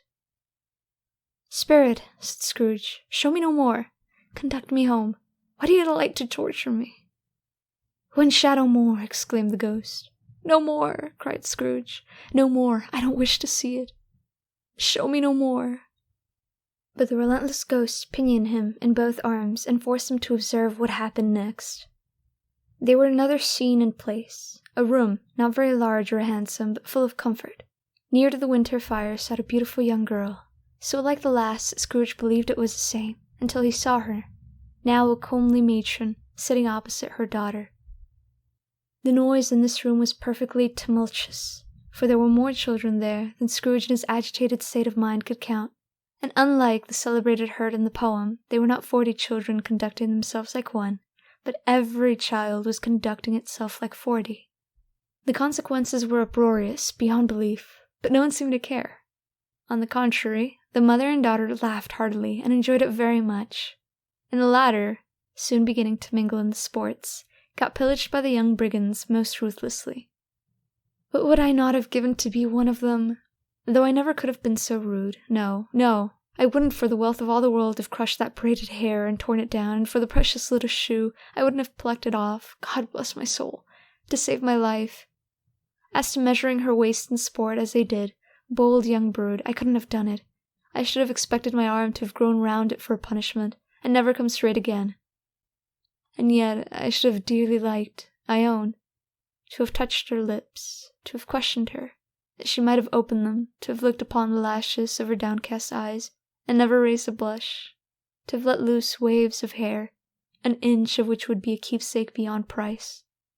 In short, I should have liked, I do confess, to have had the lightest license of a child, and yet to have been man enough to know its value. But now a knocking at the door was heard, and such a rush immediately ensued that she, with laughing face and plundered dress, was borne towards it, the centre of a flushed and boisterous group, just in time to greet the father, who came home attended by a man laden with Christmas toys and presents. Then the shouting and the struggling, and the onslaught that was made on the defenceless porter, the scaling him with chairs for ladders to dive into his pockets, to spoil him of brown paper parcels, hold on tight by his cravat, hug him round the neck, pommel his back, and kick his legs in irrepressible affection. The shouts of wonder and delight with which the development of every package was received, the terrible announcement that the baby had been taken in the act of putting a doll's frying pan into his mouth and was more than suspected of having swallowed a fictitious turkey glued on a wooden platter, the immense relief of finding this a false alarm, the joy and gratitude and ecstasy, they are all indescribable alike. It is enough that by degrees the children and their emotions got out of the parlor, and by one stair at a time, up to the top of the house, where they went to bed and so subsided. And now Scrooge looked on more attentively than ever, when the master of the house, having his daughter leaning fondly on him, sat down with her and her mother at his own fireside. And when he thought that such another creature, quite as graceful and as full of promise, might have called him father, and been a springtime in the haggard winter of his life, his sight grew very dim indeed. "Belle," said the husband, turning to his wife with a smile, "I saw an old friend of yours this afternoon." "Who was it?" "Guess." "How can I?" "Tut! Don't I know?" she added in the same breath, laughing as he laughed. "Mr. Scrooge." "Mr. Scrooge it was. I passed his office window, and as it was not shut up, and he had a candle inside, I could scarcely help seeing him. His partner lies upon the point of death, I hear, and there he sat alone, quite alone in the world, I do believe." "Spirit," said Scrooge in a broken voice, "remove me from this place." "I told you these were shadows of the things that have been," said the ghost. "That they are what they are. Do not blame me." "Remove me!" Scrooge exclaimed. "I cannot bear it." He turned upon the ghost, and seeing that it looked upon him with a face, in which in some strange way there were fragments of all the faces it had shown him, wrestled with it. "Leave me! Take me back! Haunt me no longer!" The struggle, if that can be called the struggle, in which the ghost with no visible resistance on its own part was undisturbed by any effort of its adversary, Scrooge observed that its light was burning high and bright, and dimly connecting that with its influence over him. He seized the extinguisher cap, and by a sudden action pressed it down upon its head. The spirit dropped beneath it, so that the extinguisher covered its whole form, but though Scrooge pressed it down with all his force, he could not hide the light, which streamed from under it in an unbroken flood upon the ground. He was conscious of being exhausted, and overcome by an irresistible drowsiness, and further of being in his own bedroom. He gave the cap a parting squeeze, in which his hand relaxed, and had barely time to reel to bed before he sank into a heavy sleep. Stave 3. The second of the three spirits. Awaking in the middle of a prodigiously tough snore, and sitting up in bed to get his thoughts together, Scrooge had no occasion to be told that the bell was again upon the stroke of 1. He felt that he was restored to consciousness in the right nick of time, for the other real purpose of holding a conference with the second messenger dispatched to him through Jacob Marley's intervention. But finding that he turned uncomfortably cold when he began to wonder which of his curtains the new spectre would draw back, he put them every one aside with his own hands, and lying down again established a sharp lookout all around the bed. For he wished to challenge the spirit on the moment of its appearance, and did not wish to be taken by surprise and made nervous. Gentlemen of the free and easy sort, who plume themselves on being acquainted with a move or two, and being unusually equal to the time of day, express the wide range of their capacity for adventure by observing that they are good for anything from pitch and toss to manslaughter. Between which opposite extremes, no doubt, there lies a tolerably wide and comprehensive range of subjects. Without venturing for Scrooge quite as heartily as this, I don't mind calling on you to believe that he was ready for a good, broad field of strange appearances, and that nothing between a baby and a rhinoceros would have astonished him very much. Now, being prepared for almost anything, he was not stuck by any means prepared for nothing, and consequently when the bell struck 1, and no shape appeared, he was taken with a violent fit of trembling. 5 minutes, 10 minutes, a quarter of an hour went by, yet nothing came. All this time he lay upon his bed, the very core and center of a blaze of ruddy light, which streamed upon it when the clock proclaimed the hour, and which being only light was more alarming than a dozen ghosts, as he was powerless to make out what it meant, or would be at, and was sometimes apprehensive that he might be, at that very moment, an interesting case of spontaneous combustion, without having the consolation of knowing it. At last, however, he began to think, as you or I would have thought at first, for it is always a person not in the predicament who knows what ought to have been done in it, and would unquestionably have done it too. At last, I say, he began to think that the source and secret of this ghostly light might be in the adjoining room, from whence, on further tracing it, it seemed to shine. This idea, taking full possession of his mind, he got up softly and shuffled in his slippers to the door. The moment Scrooge's hand was on the lock, a strange voice called him by his name and bade him enter. He obeyed. It was his own room. There was no doubt about that, but it had undergone a surprising transformation. The walls and ceiling were so hung with living green that it looked like a perfect grove, from every part of which bright gleaming berries glistened. The crisp leaves of holly, mistletoe, and ivy reflected back the light, as if so many little mirrors had been scattered there, and such a mighty blaze went roaring up the chimney, as that dull petrification of a hearth had never known in Scrooge's time, or Marley's, or for any and many a winter season gone. Heaped up on the floor, to form a kind of throne, were turkeys, geese, game, poultry, brawn, great joints of meat, sucking pigs, long wreaths of sausages, mince pies, plum puddings, barrels of oysters, red-hot chestnuts, cherry-cheeked apples, juicy oranges, luscious pears, immense 12th cakes, and seething bowls of punch, that made the chamber dim with their delicious steam. In easy state upon this couch there sat a jolly giant, glorious to see, who bore a glowing torch, in shape not unlike Plenty's horn, and held it up, high up, to shed its light on Scrooge as he came peeping around the door. "Come in!" exclaimed the ghost. "Come in and know me better, man." Scrooge entered timidly, and hung his head before the spirit. He was not the dogged Scrooge he had been, and though the spirit's eyes were clear and kind, he did not like to meet them. "I am the ghost of Christmas present," said the spirit. "Look upon me." Scrooge reverently did so. It was clothed in one simple green robe, or mantle, bordered with white fur. This garment hung so loosely on the figure that its capacious breast was bare, as if disdaining to be warded or concealed by any artifice. Its feet, observable beneath the ample folds of the garment, were also bare, and on its head it wore no other covering than a holy wreath, set here and there with shining icicles. Its dark brown curls were long and free as its genial face, its sparkling eye, its open hand, its cheery voice, its unconstrained demeanor, and its joyful air. Girded round its middle was an antique scabbard, but no sword in it, and the ancient sheath was eaten up with rust. "You have never seen the like of me before," exclaimed the spirit. "Never," Scrooge made answer to it. "Have never walked forth with the younger members of my family, meaning, for I am very young, my elder brothers born in these later years?" pursued the phantom. "I don't think I have," said Scrooge. "I am afraid I've not. Have you had many brothers, spirit?" "More than 1800, said the ghost.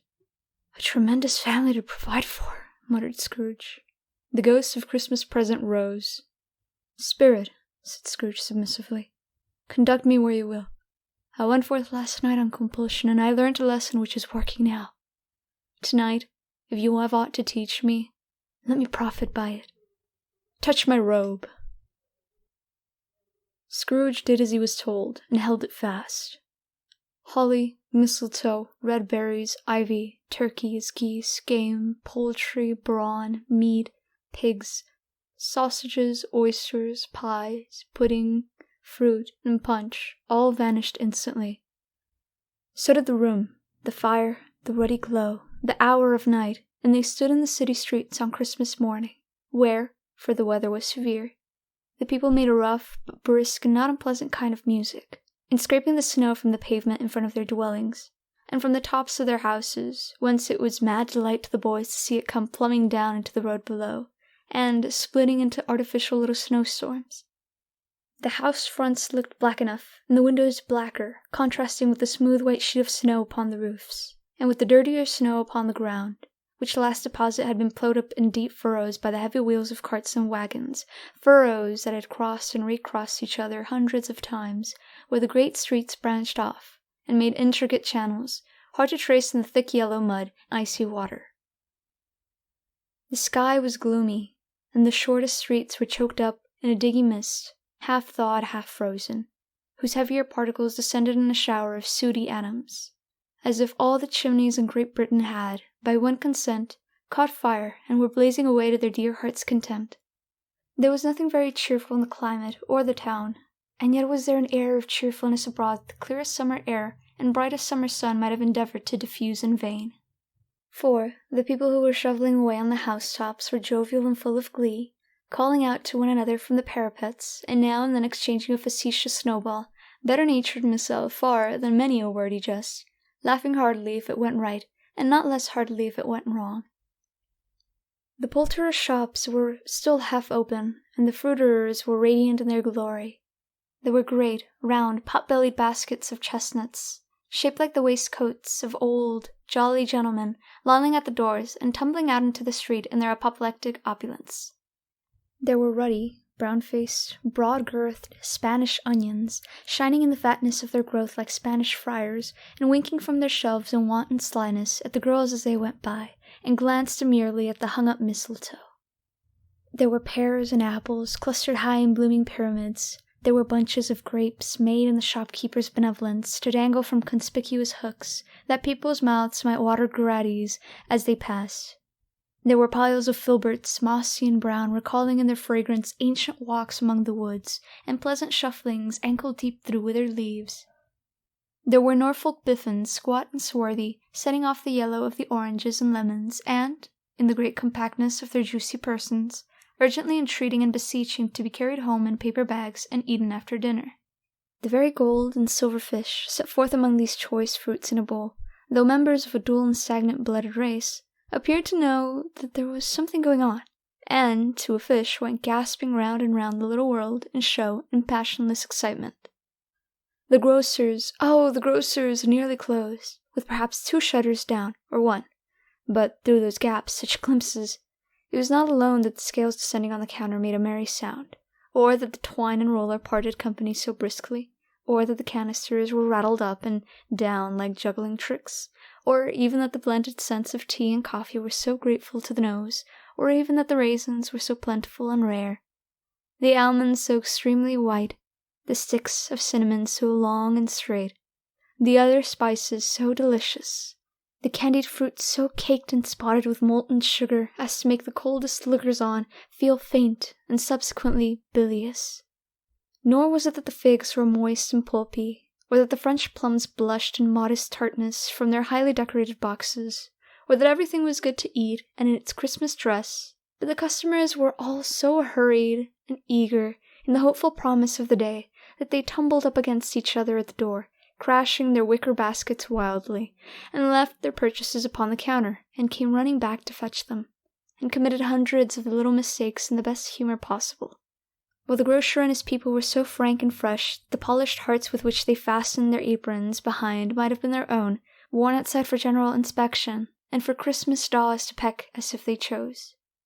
But soon the steeples called good people all, to church and chapel, and away they came, flocking through the streets in their best clothes, and with their gayest faces. And at the same time there emerged from scores of by-streets, lanes, and nameless turnings, innumerable people, carrying their dinners to their bakers' shops. The sight of these poor revellers appeared to interest the spirit very much, for he stood with Scrooge beside him in a baker's doorway, and taking off the covers as their bearers passed, sprinklers incense on their dinners from his torch, and it was a very uncommon kind of torch. For once or twice, when there were angry words between some dinner-carriers who had jostled each other, he shed a few drops of water on them from it, and their good humour was restored directly, for they said it was a shame to quarrel upon Christmas Day, and so it was. God love it, so it was.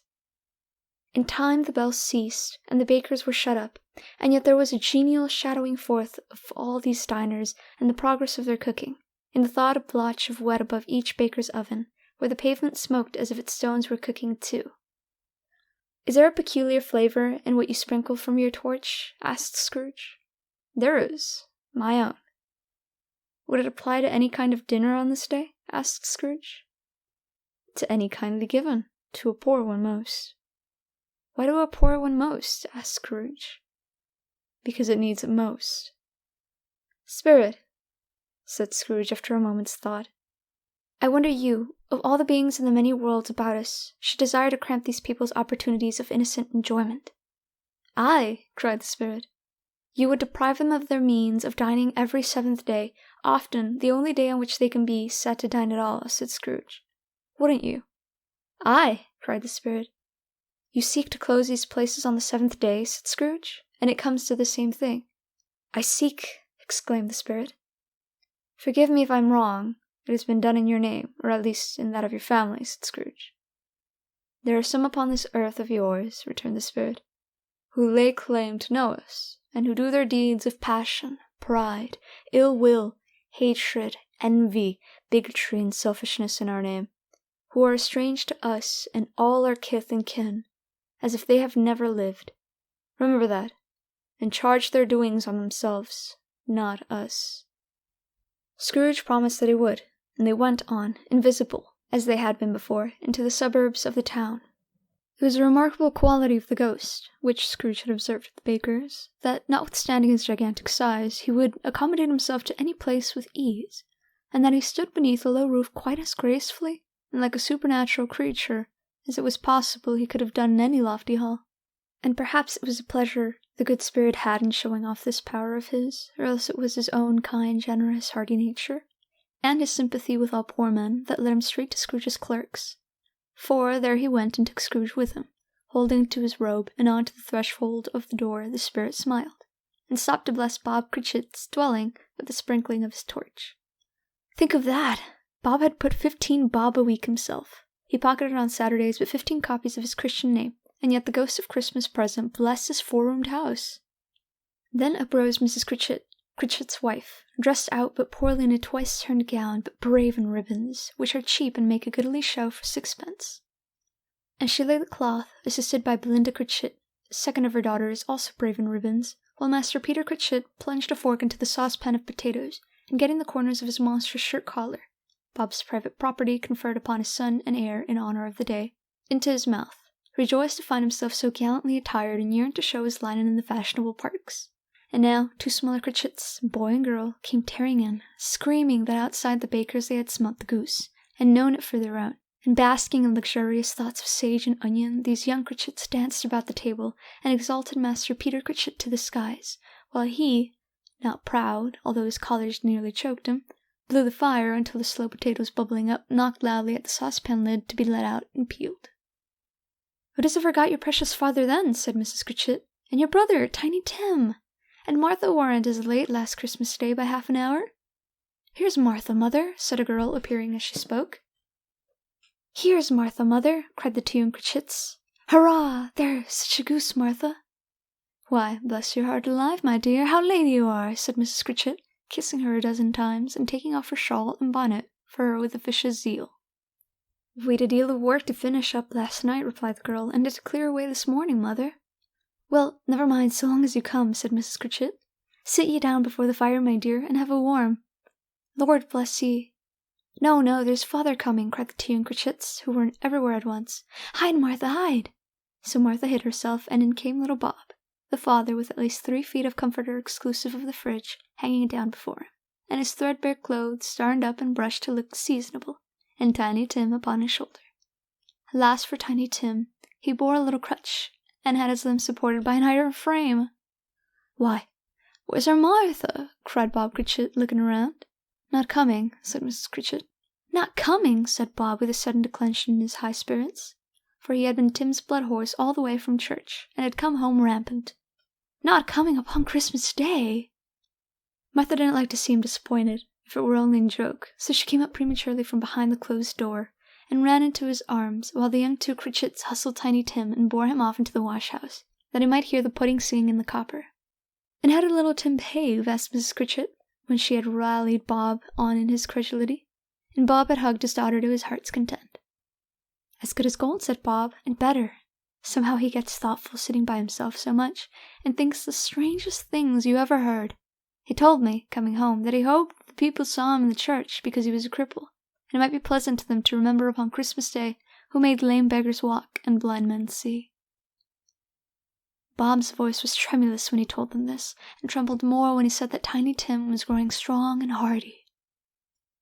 His active little crutch was heard upon the door, and came back Tiny Tim before another word was spoken, escorted by his brother and sister to a stool before the fire, and while Bob, turning up his cuffs as if, poor fellow, they were capable of being made more shabby, compounded some hot mixture in a jug with gin and lemons, and stirred it round and put it on the Bob to simmer, Master Peter and the 2 ubiquitous young Critchits went to fetch the goose, with which they soon returned in high procession.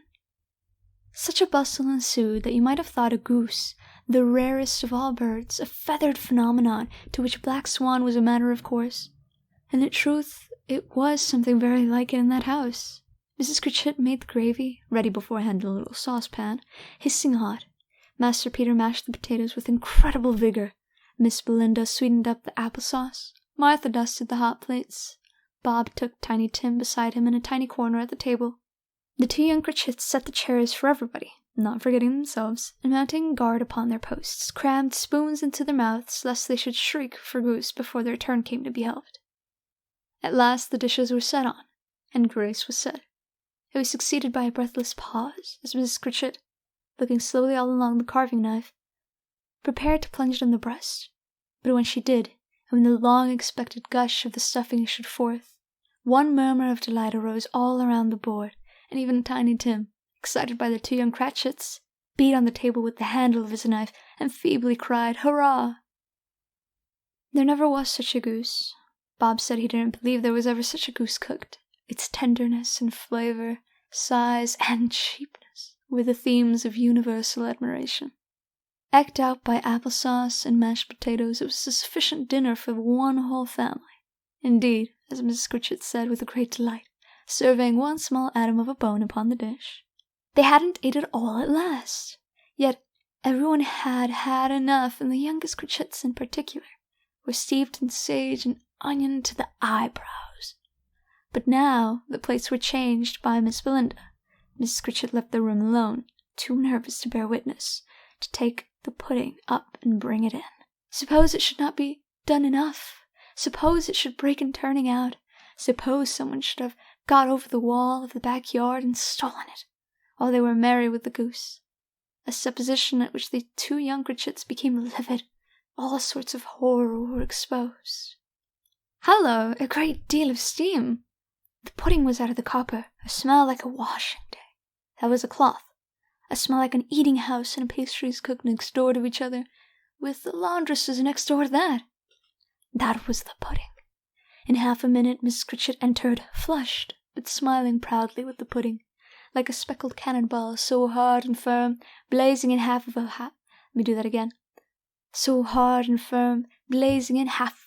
quartern of ignited brandy, and bed light with Christmas holly stuck into the top. Oh, what a wonderful pudding! Bob Cratchit said, and calmly too, that he regarded it as the greatest success achieved by Mrs. Cratchit since their marriage. Mrs. Cratchit said that now the weight was off her mind, she would confess she had her doubts about the quantity of flour. Everybody had something to say about it, but nobody said or thought it was at all a small pudding for a large family. It would have been a flat heresy to do so. Any Cratchit would have blushed to hint at such a thing. At last the dinner was all done, the cloth was cleared, the hearth swept, and the fire made up. The compound in the jug being tasted and considered perfect, apples and oranges were put upon the table, and a shovelful of chestnuts on the fire. Then all the Cratchit family drew round the hearth in what Bob Cratchit called a circle, meaning half a one, and at Bob Cratchit's elbow stood the family display of glass, 2 tumblers and a custard cup without a handle. These held the hot stuff from the jug, however, as well as golden goblets would have done, and Bob served it out with beaming looks, while the chestnuts on the fire sputtered and cracked noisily. Then Bob proposed, "A Merry Christmas to us all, dears! God bless us!" Which all the family re-echoed. "God bless us, everyone!" said Tiny Tim, the last of all. He sat very close to his father's side, upon his little stool. Bob held his withered little hand in his, as if he loved the child, and wished to keep him by his side, and dreaded that he might be taken from him. "Spirit," said Scrooge, with an interest he had never felt before, "tell me if Tiny Tim will live." "I see a vacant seat," replied the ghost, "in the poor chimney corner, and a crutch without an orner, carefully preserved. If these shadows remain unaltered by the future, the child will die." "No, no," said Scrooge. "Oh no, kind spirit, say he will be spared." "If these shadows remain unaltered by the future, none other of my race," returned the ghost, "will find him here." "What then? If he be like to die, he had better do it, and decrease his surplus population." Scrooge hung his head to hear his own words quoted by the spirit, and was overcome with penitence and grief. "Man," said the ghost, "if man you be in heart, not adamant, forbear that wicked cant till you have discovered what the surplus is and where it is. Will you decide what men shall live, what men shall die? It may be that in the sight of heaven you are more worthless and less fit to live than millions like this poor man's child. O God, to bear the insect on that leaf pronouncing on the too much life among his hungry brothers the dust." Scrooge bent before the ghost's rebuke, and trembling cast his eyes upon the ground, but raised them speedily on hearing his own name. "Mr. Scrooge," said Bob, "I'll give you Mr. Scrooge, the founder of the feast." "The founder of the feast, indeed," said Mrs. Cratchit, reddening. "I wish I had him here. I'd give him a piece of my mind to feast upon, and I hope he'd have a good appetite for it." "My dear," said Bob, "the children, Christmas Day." "It should be Christmas Day, I am sure," said she, "on which she drinks the health of such an odious, stingy, hard, unfeeling man as Mr. Scrooge. You know he is, Robert. Nobody knows it better than you do, poor fellow." "My dear," was Bob's mild answer, "Christmas Day." "I'll drink his health for your sake and the day's," said Mrs. Cratchit, "not for his. Long life to him, a Merry Christmas and a Happy New Year. He'll be very merry and very happy, I have no doubt." The children drank the toast after her. It was the first of their proceedings which had no heartiness. Tiny Tim drank it last of all, but he didn't care twopence for it. Scrooge was the ogre of the family. The mention of his name cast a dark shadow on the party, which was not dispelled for a full 5 minutes. After it had passed, they were 10 times merrier than before, from the mere relief of Scrooge the Baleful being done with. Bob Cratchit told them how he had a situation in his eye for Master Peter, which would bring in, if obtained, full 5 and 6 weekly. The 2 young Cratchits laughed tremendously at the idea of Peter's being a man of business. And Peter himself looked thoughtfully at the fire from between his collars, as if he were deliberating what particular investments he should favor when he came into the recipient of that bewildering income. Martha, who was a poor apprentice at a milliner's, then told him what kind of work she had to do, and how many hours she worked at a stretch, and how she meant to lie abed tomorrow morning for a good long rest. Tomorrow being a holiday, she passed at home. Also how she had seen a countess and a lord some days before, and how the lord was much about as tall as Peter, at which Peter pulled up his collar so high that you couldn't have seen his head if you had been there. All this time the chestnuts in the jug went round and by they had a song about a lost child travelling in the snow, from Tiny Tim, who had a plaintive little voice and sang it very well indeed. There was nothing of high mark in this. They were not a handsome family. They were not well dressed. Their shoes were far from being waterproof. Their clothes were scanty, and Peter might have known, and very likely did, the inside of a pawnbroker's. But they were happy, grateful, pleased with one another, and contented with the time. And when they faded and looked happier yet in the bright sprinklings of the spirit's torch at parting, Scrooge had his eye upon them, and especially on Tiny Tim, until the last. By this time it was getting dark, and snowing pretty heavily, and as Scrooge and the spirit went along the streets, the brightness of the roaring fires in the kitchen, parlors, and all sorts of rooms was wonderful. Here the flickering of the blaze showed preparations for a cozy dinner, with hot plates baking through and through before the fire, and deep red curtains ready to be drawn to shut out cold and darkness. There all the children of the house were running out into the snow to meet their married sisters, brothers, cousins, uncles, aunts, and be the first to greet them.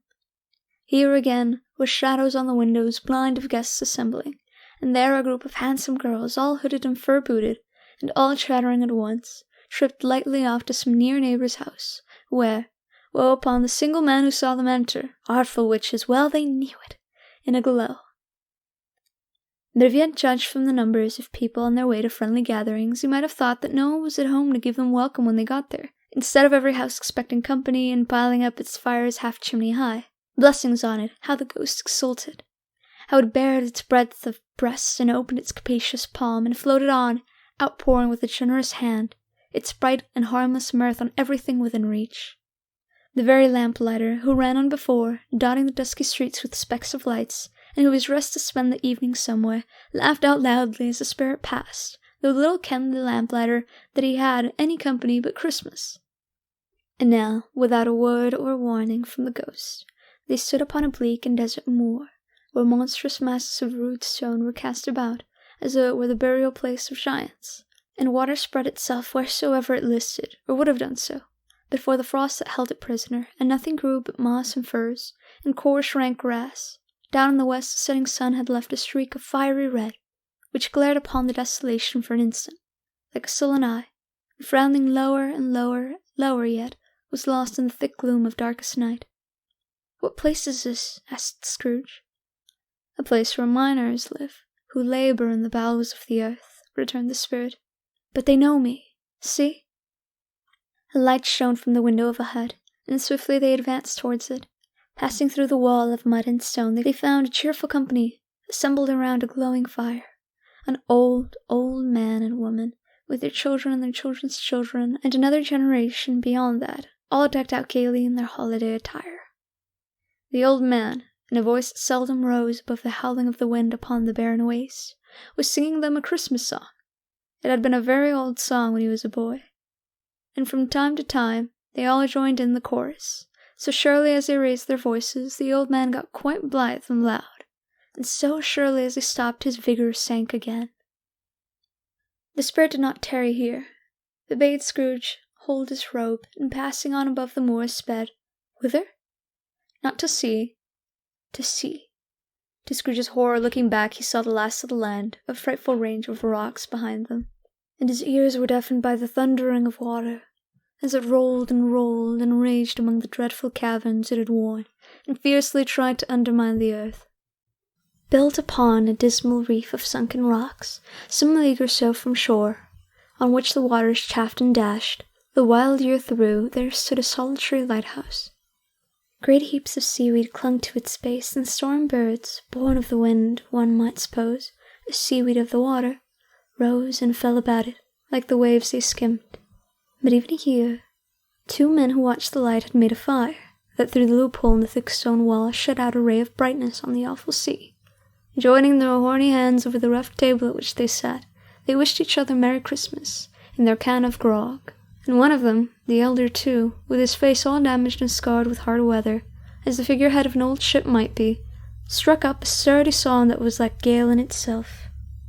Again the ghost sped on, above the black and heaving sea, on and on, until being far away, as he told Scrooge, from any shore, they lighted on a ship. They stood beside the helmsman at the wheel, the lookout in the bow, the officers who had the watch, dark, ghostly figures in their several stations. But every man among them hummed a Christmas tune, or had a Christmas thought, or spoke below his breath to his companions of some bygone Christmas day, with homeward hopes belonging to it.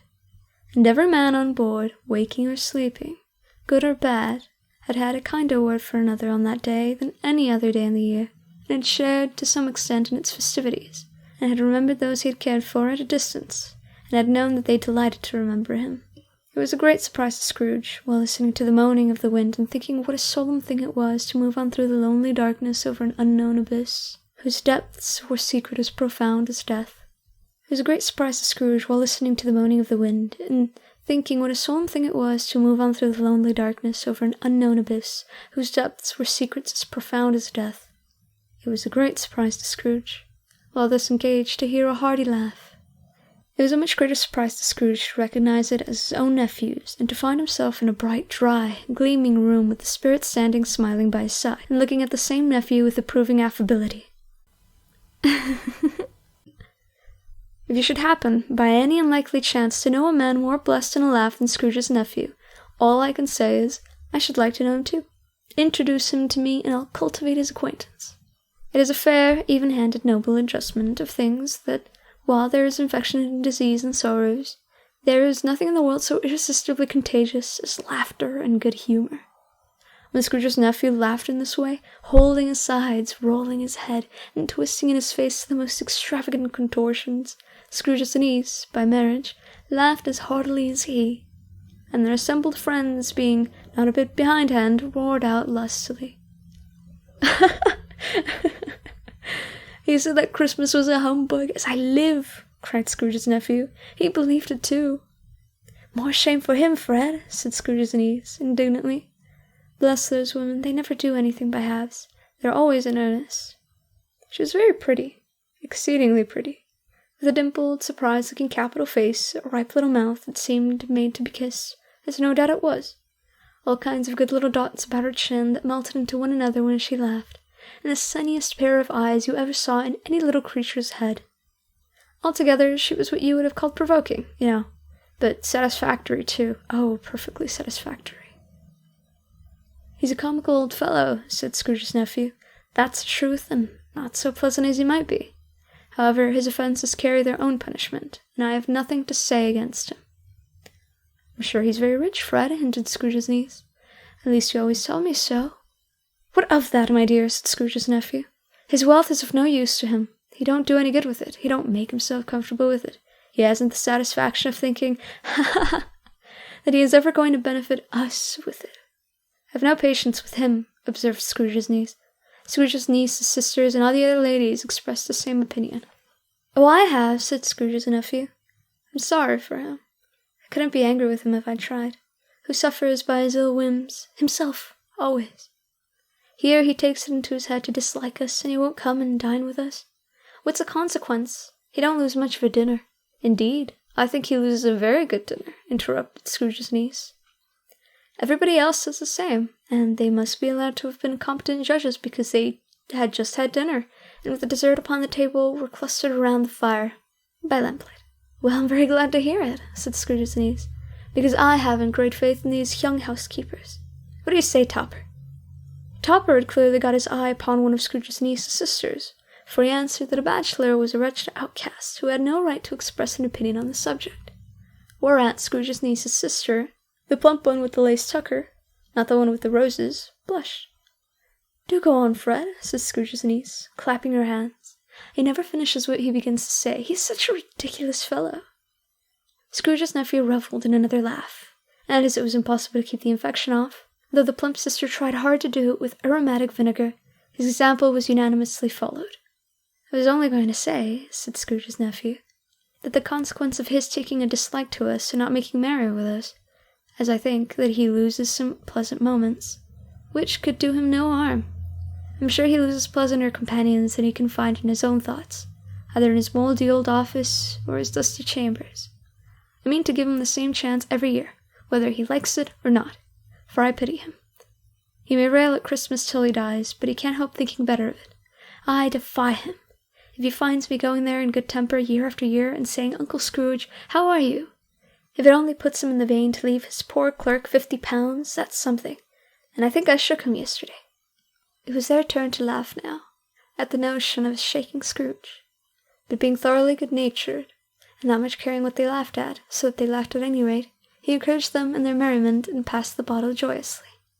After tea they had some music, for they were a musical family, and knew what they were about. When they sung a glee or a catch, I can assure you, especially Topper, who could growl away in the bass like a good one, and never swell the large veins in his forehead, or get red in the face over it. Scrooge's niece played well upon the harp, and played among other tunes a simple little air, a mere nothing you might learn to whistle it in 2 minutes, which had been familiar to the child who fetched Scrooge from the boarding school, as he had been reminded by the ghost of Christmas past. When the strain of music sounded, all the things the ghost had shown him came upon his mind. He softened more and more, and thought that if he could have listened to it years ago, he might have cultivated the kindnesses of life for his own happiness with his own hands, without resorting to the sexton's spade that buried Jacob Marley. But they didn't devote the whole evening to music. After a while they played at forfeits, for it's good to be the children sometimes, and never better than at Christmas, when its mighty founder was a child himself. Stop! There was first a game at blindman's buff. Of course there was. And I no more believe Topper was really a blind man, I believe he had his eyes in his boots. My opinion is that it was a done thing between him and Scrooge's nephew, and that the ghost of Christmas present knew it. The way he went after that plump sister in the lace tucker was an outrage on the credulity of human nature. Knocking down the fire irons, tumbling over the chairs, bumping against the piano, smothering himself amongst the curtains, wherever she went, there went he. He always knew where the plump sister was. He wouldn't catch anybody else. If he had fallen up against him, as some of them did, on purpose, he wouldn't catch anybody else. If he had fallen up against him, as some of them did, on purpose, he would have made a feint of endeavoring to seize you, which would have been an affront to your understanding, and would instantly have sidled off in the direction of the plump sister. She often cried out that it wasn't fair, and it really was not. But when at last he caught her, when in spite of all her silken rustlings and her rapid flutterings past him, he got her in a corner whence there was no escape. Then his conduct was more execrable, for his pretending not to know her, his pretending that it was necessary to touch her head-dress and further to assure himself of her identity by pressing a certain ring upon her fingers, and a certain chain about her neck, was vile, monstrous. No doubt she told him her opinion of it, when another blind man being in office, they were so very confidential together behind the curtains. Scrooge's niece was not one of the blind man's buff party, but was made comfortable with a large chair and a footstool, in a snug corner, where the ghost and Scrooge were close behind her. But she joined in the forfeits and loved her love to admiration with all the letters of the alphabet.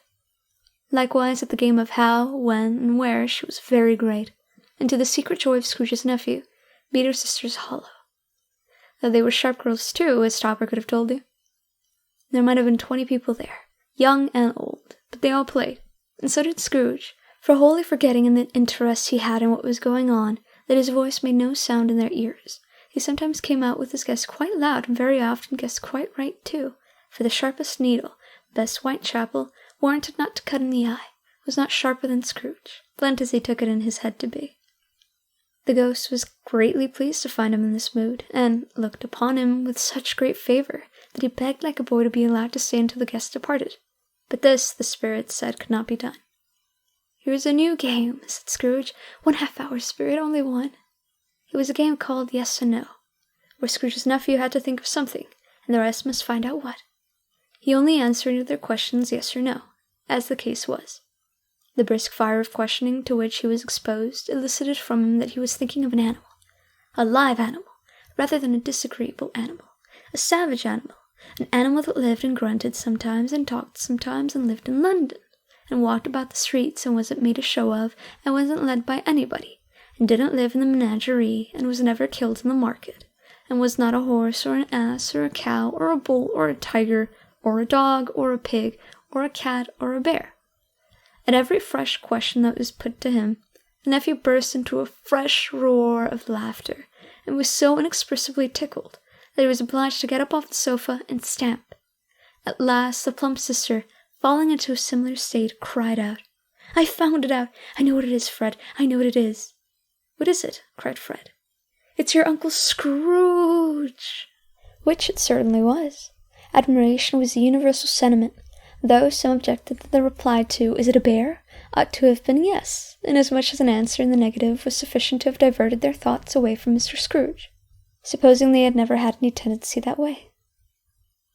"He has given us plenty of merriment, I am sure," said Fred, "and it would be ungrateful not to drink his health. Here is a glass of mulled wine, ready to be our hand at the moment, and I say, Uncle Scrooge." "Well, Uncle Scrooge," they cried. "A Merry Christmas and a Happy New Year to the old man, whatever he is," said Scrooge's nephew. "He wouldn't take it from me, but may he have it. Nevertheless, Uncle Scrooge." Uncle Scrooge had imperceptibly become so gay and light of heart that he would have pledged the unconscious company in return, and thanked them in an inaudible speech, if the ghost had given him time.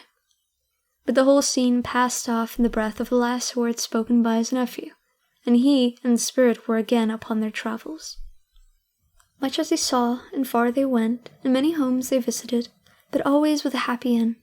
The spirit stood beside sick beds, and they were cheerful; on foreign lands, and they were close at home; by struggling men, and they were patient in their greater hope; by poverty, and it was rich.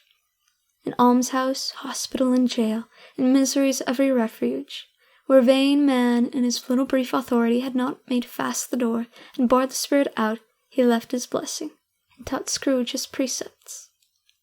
It was a long night, if it were only a night, but Scrooge had his doubts of this, because Christmas holidays appeared to be condensed into the space of time they passed together. It was strange, too, that while Scrooge remained unaltered in his outward form, the ghost grew older, clearly older. Scrooge had observed this change, but never spoke of it, until they left a children's 12th night party, when, looking at the spirit as they stood together in an open place, he noticed that its hair was gray. "Are spirits' lives so short?" asked Scrooge. "My life upon this globe is very brief," replied the ghost. "It ends tonight." "Tonight?" cried Scrooge. "Tonight at midnight. Hark! The time is drawing near." The chimes were ringing the 11:75 at that moment. "Forgive me if I am not justified in what I asked," said Scrooge, looking intently at the spirit's robe, "but I see something strange, and not belonging to yourself, protruding from your skirts. Is it a foot or a claw?" "It might be a claw, for the flesh there is upon it," was the spirit's sorrowful reply. "Look here." From the foldings of its robe it brought 2 children, wretched, abject, frightful, hideous, miserable. They knelt down at its feet and clung upon the outside of its garment. "Oh, man, look here! Look! Look down here!" exclaimed the ghost. They were a boy and a girl, yellow, meager, ragged, scowling, wolfish, but prostrate, too, in their humility. Where graceful youth should have filled their features out and touched them were its freshest tints, a stale and shriveled hand like that of old age had pinched and twisted them, and pulled them into shreds. Where angels might have sat enthroned, devils lurked, and glared out menacing.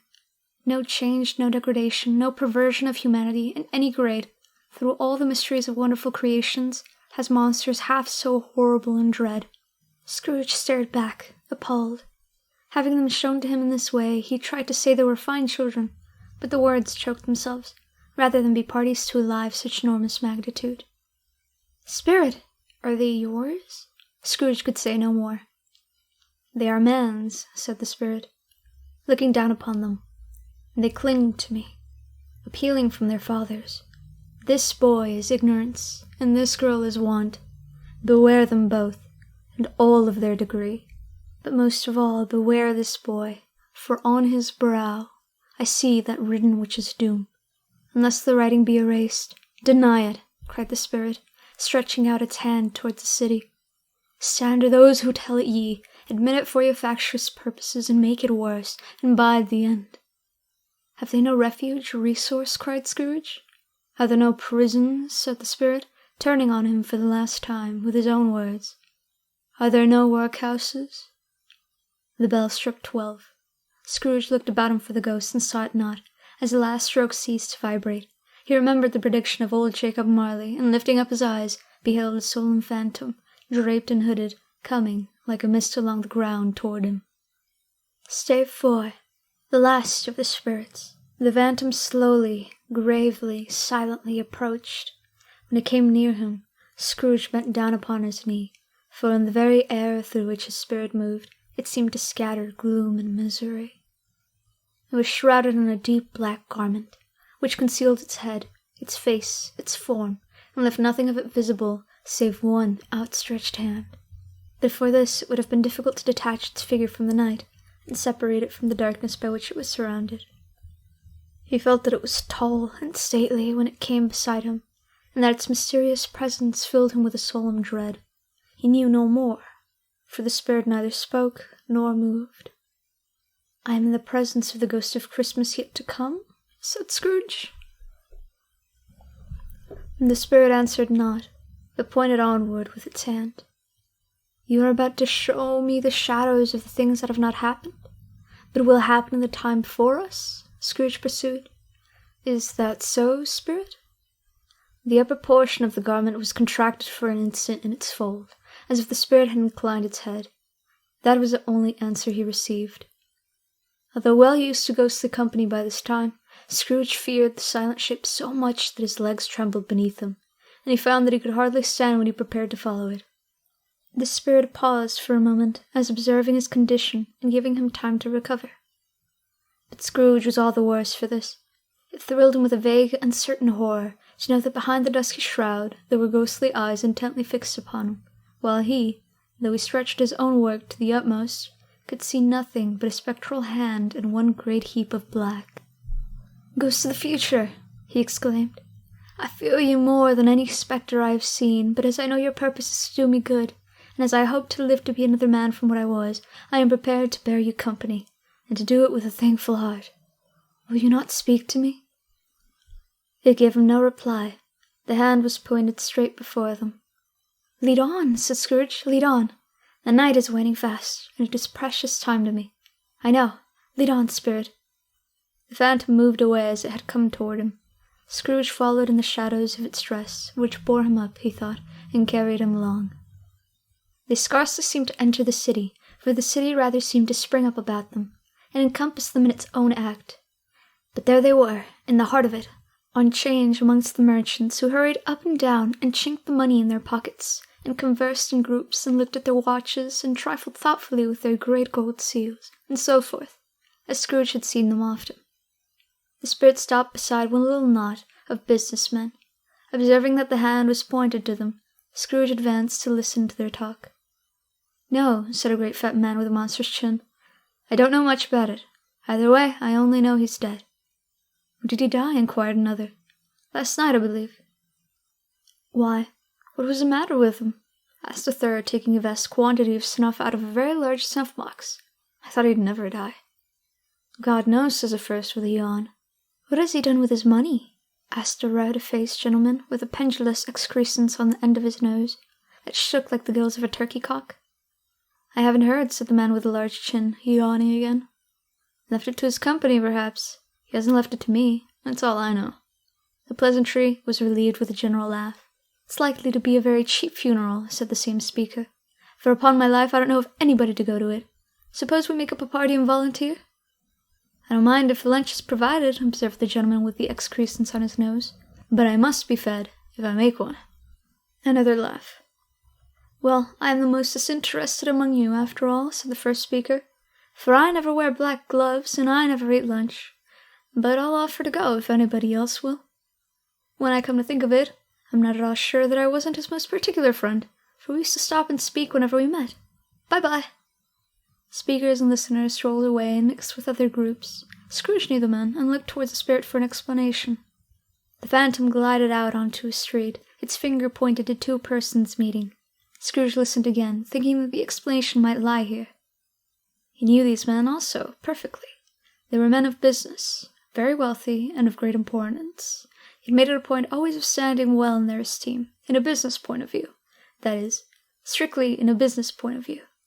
"How are you?" said one. "How are you?" returned the other. "Well," said the first. "Old Scratch has got his own at last, eh?" "So I'm told," returned the second. "Cold, isn't it?" "Seasonable for Christmas time. Not a skater, I suppose?" No, something else to think of. Good morning." Not another word. That was their meeting, their conversation, and their parting.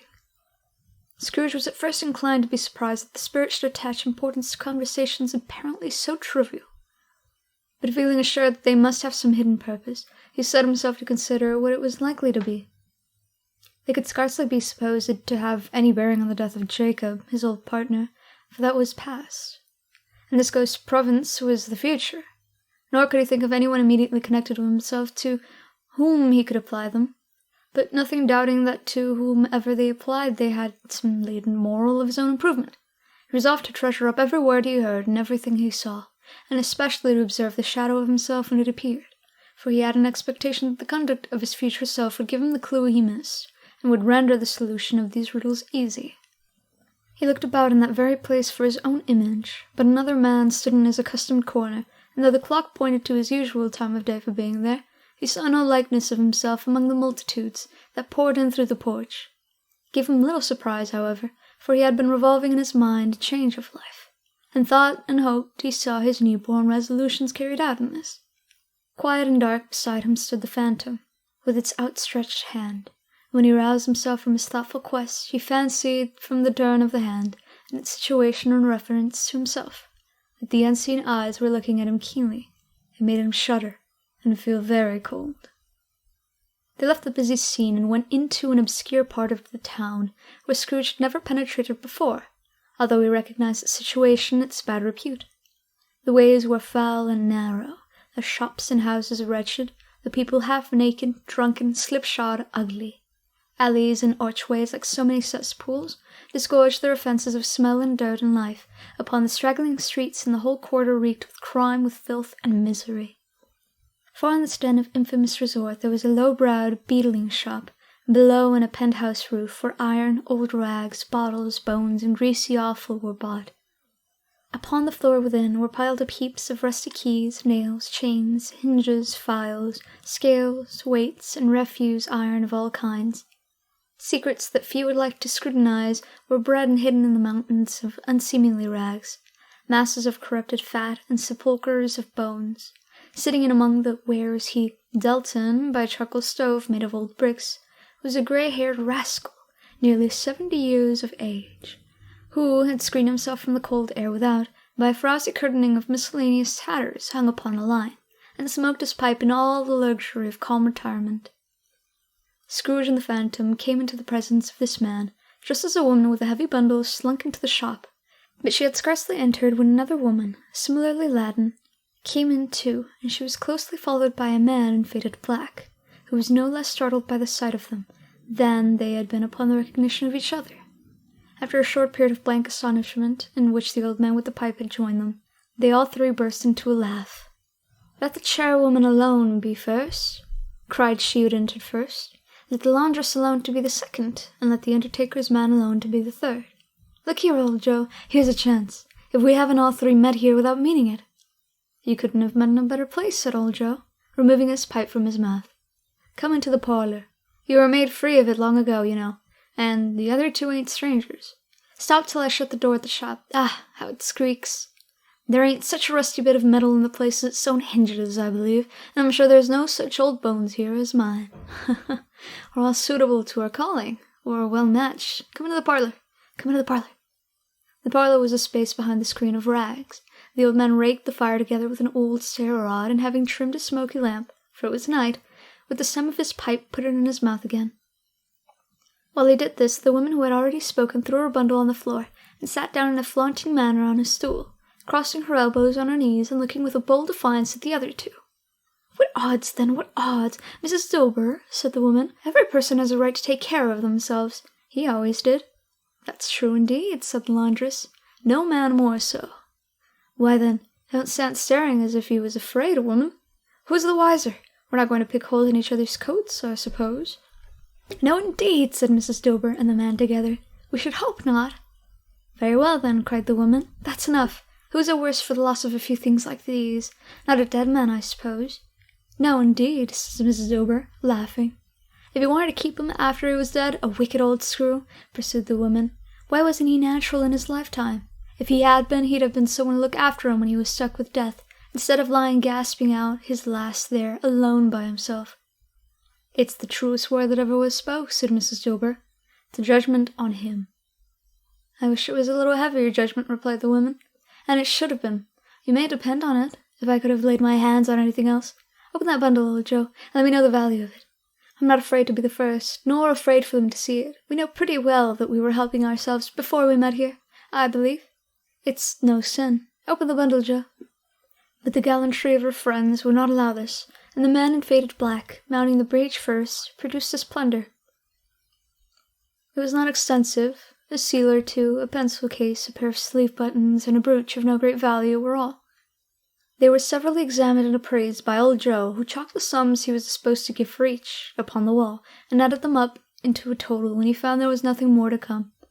"That's your account," said Joe, "and I wouldn't give another 6 pence if I was to be boiled for not doing it. Who's next?" Mrs. Dilber was next. Sheets and towels, a little wearing apparel, 2 old-fashioned silver teaspoons, a pair of sugar tongs, and a few boots. Her account was stated on the wall in the same manner. "I always give too much to ladies. It's a weakness of mine, and that's the way I ruin myself," said old Joe. "That's your account. If you asked me for another penny and made it an open question, I'd repent of being so liberal and knock off half a crown." "And now undo my bundle, Joe," said the first woman. Joe went down on his knees for the greater convenience of opening it, and having unfastened a great many knots, dragged out a large and heavy roll of some dark stuff. "What do you call this?" said Joe. "Bed curtains." "Ah," returned the woman, laughing and leaning forward on her crossed arms. "Bed curtains." "You don't mean to say you took him down rings at all, with him lying there?" said Joe. "Yes, I do," replied the woman. "Why not?" "You were born to make your fortune," said Joe, "and you'll certainly do it." "I certainly shan't hold my hand. When I get anything in it by reaching it out, for the sake of such a man as he was, I promise you, Joe," returned the woman coolly. "Don't drop that oil upon the blankets now." "His blankets?" asked Joe. "Whose else's do you think?" replied the woman. "He isn't likely to take cold without 'em, I dare say." "I hope he didn't die of anything catching, eh?" said old Joe, stopping in his work and looking up. "Don't you be afraid of that," returned the woman. "I ain't so fond of his company that I'd loiter about him for such things." "If he did, you may look through that shirt till your eyes ache, but you won't find a hole in it, nor a threadbare place. It's the best he had, and a fine one too. It'd have wasted it, if it hadn't been for me." "What do you call wasting it?" asked old Joe. "Putting it on him to be buried in it, to be sure," replied the woman with a laugh. "Somebody was fool enough to do it, but I took it off again. If calico ain't good enough for such a purpose, it isn't good enough for anything. It's quite as becoming to the body. He can't look uglier than he did in that one." Scrooge listened to this dialogue in horror, as he sat grouped about their spoil in the scanty light afforded by the old man's lamp. He viewed them with a detestation and disgust, which would hardly have been any greater, though they had been obscene demons marketing the corpse itself. "Ha-ha!" laughed the same woman, when old Joe, producing a flannel bag with money in it, told out their several gains upon the ground. "This is the end of it, you see. He frightened everyone away from him when he was alive, to profit us when he was dead." "Spirit," said Scrooge, shuddering from head to foot. I see. The case of this unhappy man might be my own. My life tends that way now. Merciful heaven, what is this?" He recoiled in terror, for the scene had changed, and now he almost touched a bed, a bare, uncurtained bed, on which beneath a ragged sheet there lay something covered up, which, though it was dumb, announced itself in awful language. The room was very dark, too dark to be observed with any accuracy. though Scrooge glanced around it in obedience to a secret impulse, anxious to know what kind of room it was.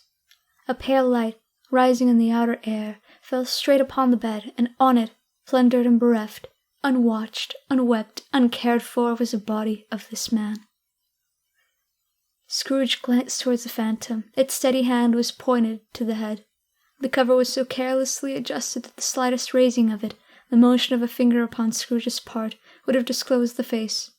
He thought of it, felt how easy it would be to do, and longed to do it, but had no more power to withdraw the veil than to dismiss the spectre at his side.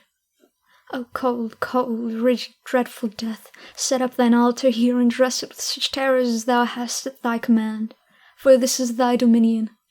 But of the loved, revered, and honoured head, thou canst not turn one hair to thy dread purposes, or make one feature odious.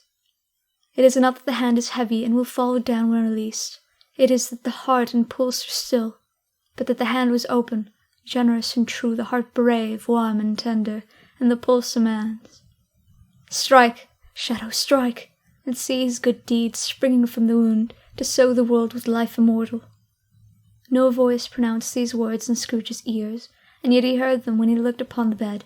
He thought, if this man could be raised up now, what would be his foremost thoughts? Avarice, hard-dealing, gripping cares, that would have brought him to a rich end, truly. He lay in the dark, empty house, with not a man, a woman, or a child, to say that he was kind to me in this or that, and for the memory of one kind word I will be kind to him. A cat was tearing at the door, and there was a sound of gnawing rats beneath the hearthstone. What they wanted in the room of death, and why they were so restless and disturbed, Scrooge did not dare to think. "Spirit," he said, "this is a fearful place.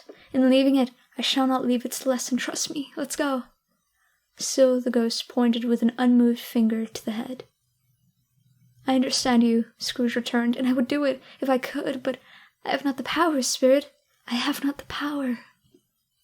Again it seemed to look upon him.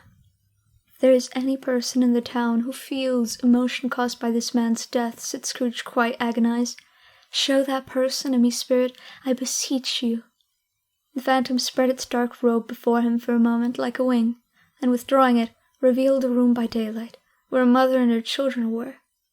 She was expecting someone, and with anxious eagerness, for she walked up and down the room, started at every sound, looked out from the window, glanced at the clock, tried, but in vain, to work with her needle, and could hardly bear the voices of the children in their play. At length the long-expected knock was heard.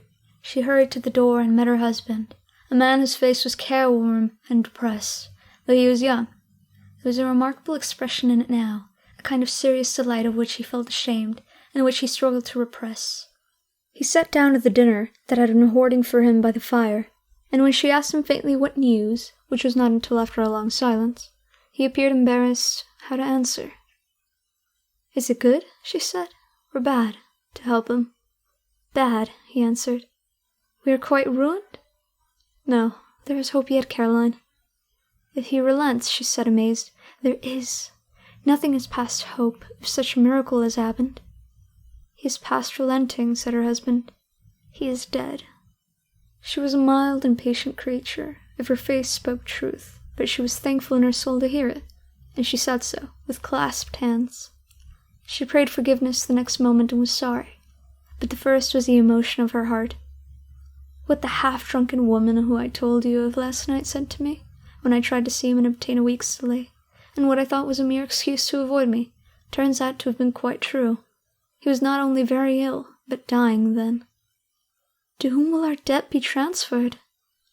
I don't know, but before that time we shall be ready with the money, and even though we were not, it would be bad fortune indeed to find so merciless creditor and his successor. We may sleep tonight with light hearts, Caroline. Yes, softened as they should, their hearts were lighter. The children's faces, hushed and clustered round to hear what they so little understood, were brighter, and it was a happier house for this man's death.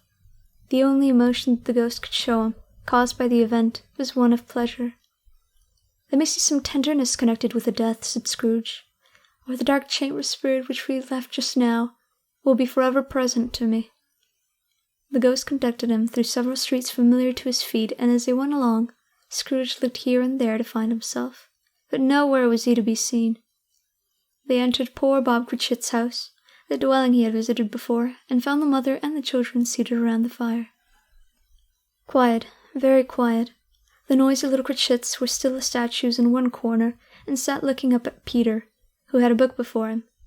The mother and her daughters were engaged in sewing, but surely they were very quiet. And he took a child and set him in the midst of them. Where had Scrooge heard those words? He had not dreamed them. The boy must have read them out, as he and the spirit crossed the threshold. Why did he not go on? The mother laid her work upon the table, and put her hand up to her face. "The color hurts my eyes," she said. "The color? Oh, poor Tiny Tim!" "They're better now again," said Cratchit's wife. "It makes them weak by candlelight, and I wouldn't show weak eyes to your father when he comes home, for the world. It must be near his time." "Past it rather," Peter answered, shutting up his book.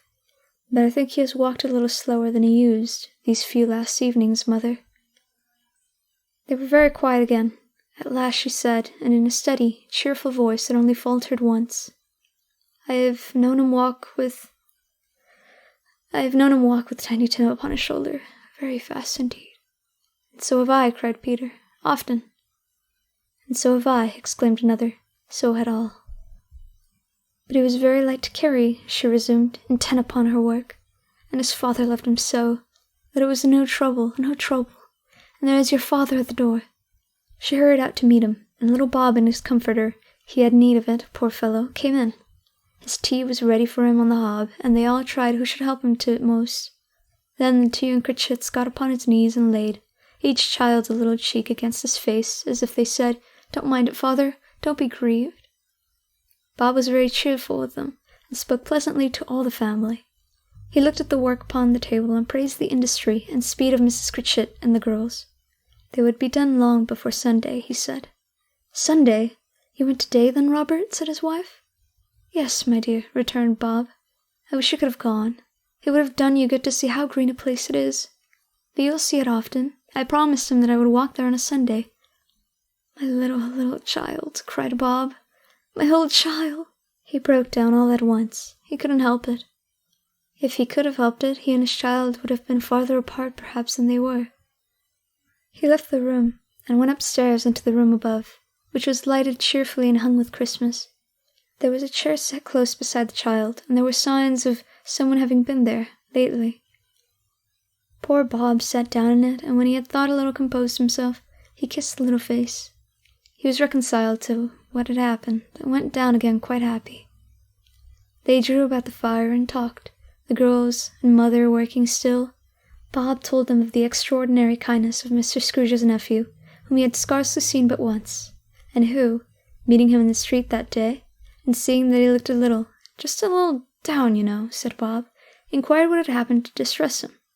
On which, said Bob, for he is the pleasantest spoken gentleman you ever heard, I told him, "I am heartily sorry for it, Mr. Cratchit," he said, "and heartily sorry for your good wife." By the by, how we ever knew that, I don't know. "Knew what, dear?" "Why, that you were a good wife," replied Bob. "Everybody knows that," said Peter. "Very well observed, my boy," cried Bob. "I hope they do." "Heartily sorry," he said, "for your good wife. If I can be of service to you in any way," he said, giving me his card, "that's where I live." "Pray come to me. Now it wasn't," cried Bob, for the sake of anything he might be able to do for us so much as for his own kind way, that this was quite delightful. It really seemed as if he had known our Tiny Tim and felt with us. "I'm sure he's a good soul," said Mrs. Cratchit. "You would be surer of it, my dear," returned Bob, "if you saw and spoke to him. I shouldn't be at all surprised, mark what I say, if he got Peter a better situation." "Only hear that, Peter," said Mrs. Cratchit. "And then," cried one of the girls, "Peter would be keeping company with someone, and setting up for himself." "Get along with you," retorted Peter, grinning. "It's just as likely as not," said Bob. "One of these days, though, there's plenty of time for that, my dear. But however and whenever we part from one another, I am sure we shall none of us forget poor Tiny Tim, shall we, or this first parting that there was among us?" "Never, father," cried they all. "And I know," said Bob, "I know, my dears, that when we recollect how patient and how mild he was, although he was little child, we shall not quarrel easily among ourselves, and forget poor Tiny Tim in doing it." "No, never, father," they all cried again. "I am very happy," said little Bob. "I am very happy." Mrs. Cratchit kissed him, his daughters kissed him, the two young Cratchits kissed him, and Peter and himself shook hands. Spirit of Tiny Tim, thy childish essence was from God. "Spectre," said Scrooge, "something informs me that our parting moment is at hand. I know it, but I know not how. Tell me what man that was whom we saw lying dead?" The ghost of Christmas yet to come conveyed him as before, though at a different time, he thought.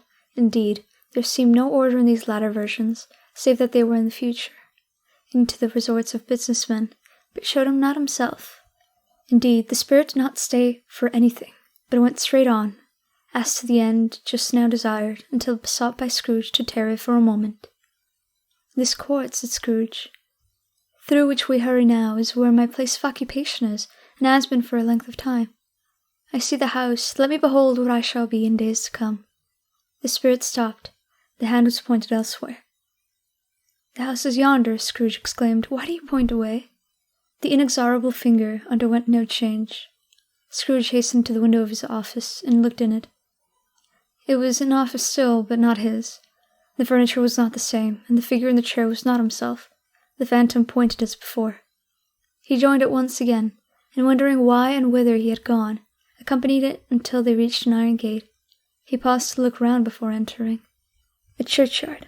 Here, then, the wretched man whose name he had now to learn lay underneath the ground. It was a worthy place, walled in by houses, overrun by grass and weeds, the growth of vegetation's death, not life, choked up with too much burying, fat with repleted appetite. A worthy place. The spirit stood among the graves and pointed down to one. He advanced towards it, trembling. The phantom was exactly as it had been, but he dreaded that he saw new meaning in its solemn shape. "Before I draw nearer to that stone to which you point," said Scrooge, "answer me one question. Are these the shadows of the things that will be, or are these shadows of things that may be only?" Still the ghost pointed downward, to the grave by which it stood. "Men's courses will foreshadow certain ends, to which, if persevered in, they must lead," said Scrooge. "But if the courses be departed from, the ends would change. Say it is thus with what you show me." The spirit was immovable as ever. Scrooge crept toward it, trembling as he went, and following the finger read upon the stone of the neglected grave by his own name, Ebenezer Scrooge. "Am I that man who lay upon the bed?" he cried upon his knees. The finger pointed from the grave to him, and back again. "No, spirit, no, no!" The finger was still there.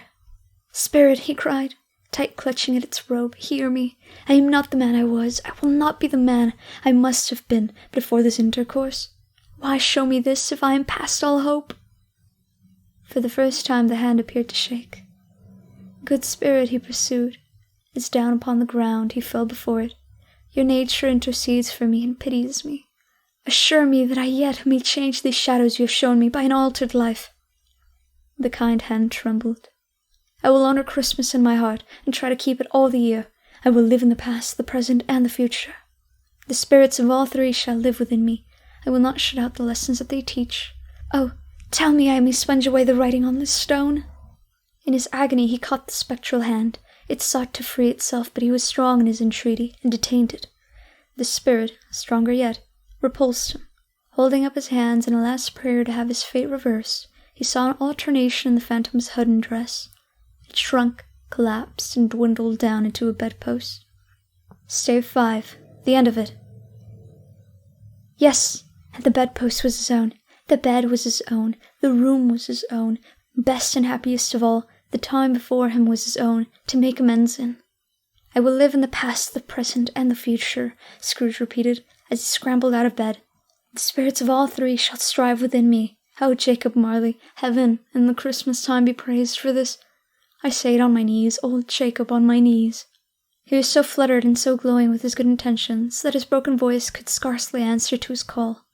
He had been sobbing violently in his conflict with the spirit, and his face was wet with tears. "They are not torn down," cried Scrooge, folding one of his bed curtains in his arms. "They are not torn down, rings and all. They are here. I am here. The shadows of things that would have been may be dispelled. They will be, I know they will." His hands were busy with his garments all this time, turning them inside out, putting them on upside down, tearing them, mislaying them, making them parties to every kind of extravagance. "I don't know what to do," cried Scrooge, laughing and crying in the same breath, and making a perfect Laocoon of himself with his stockings. "I am as light as a feather, I am as happy as an angel, I am as merry as a schoolboy. I am as giddy as a drunken man. A Merry Christmas to everybody! A Happy New Year to all the world! Hallo there! Whoop! Hallo!"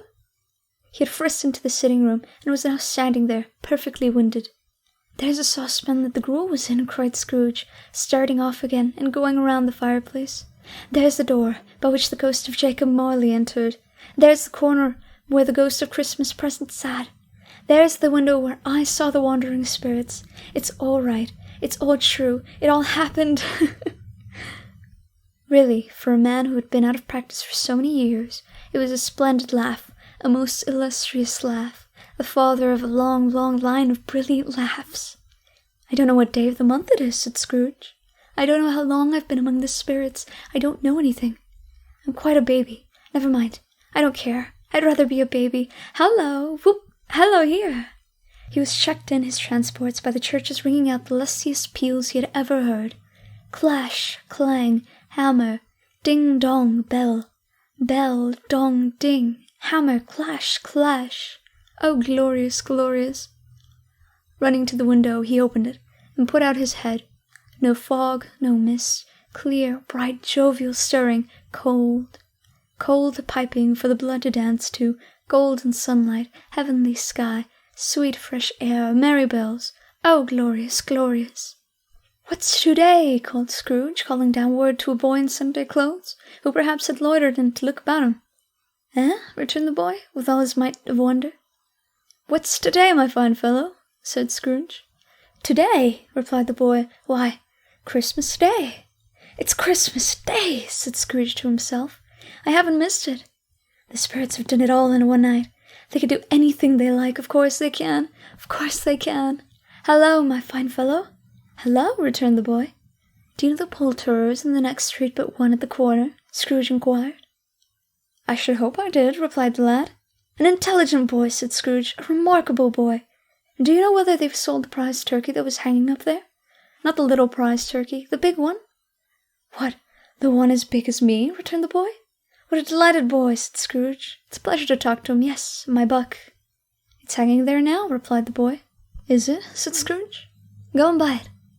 "Walker!" exclaimed the boy. "No, no," said Scrooge. "I'm in earnest. Go and buy it, and tell him to bring it here, and I may give him the direction to where to take it. Come back with the man, and I'll give you a shilling. Come back with him in less than 5 minutes, and I'll give you half a crown."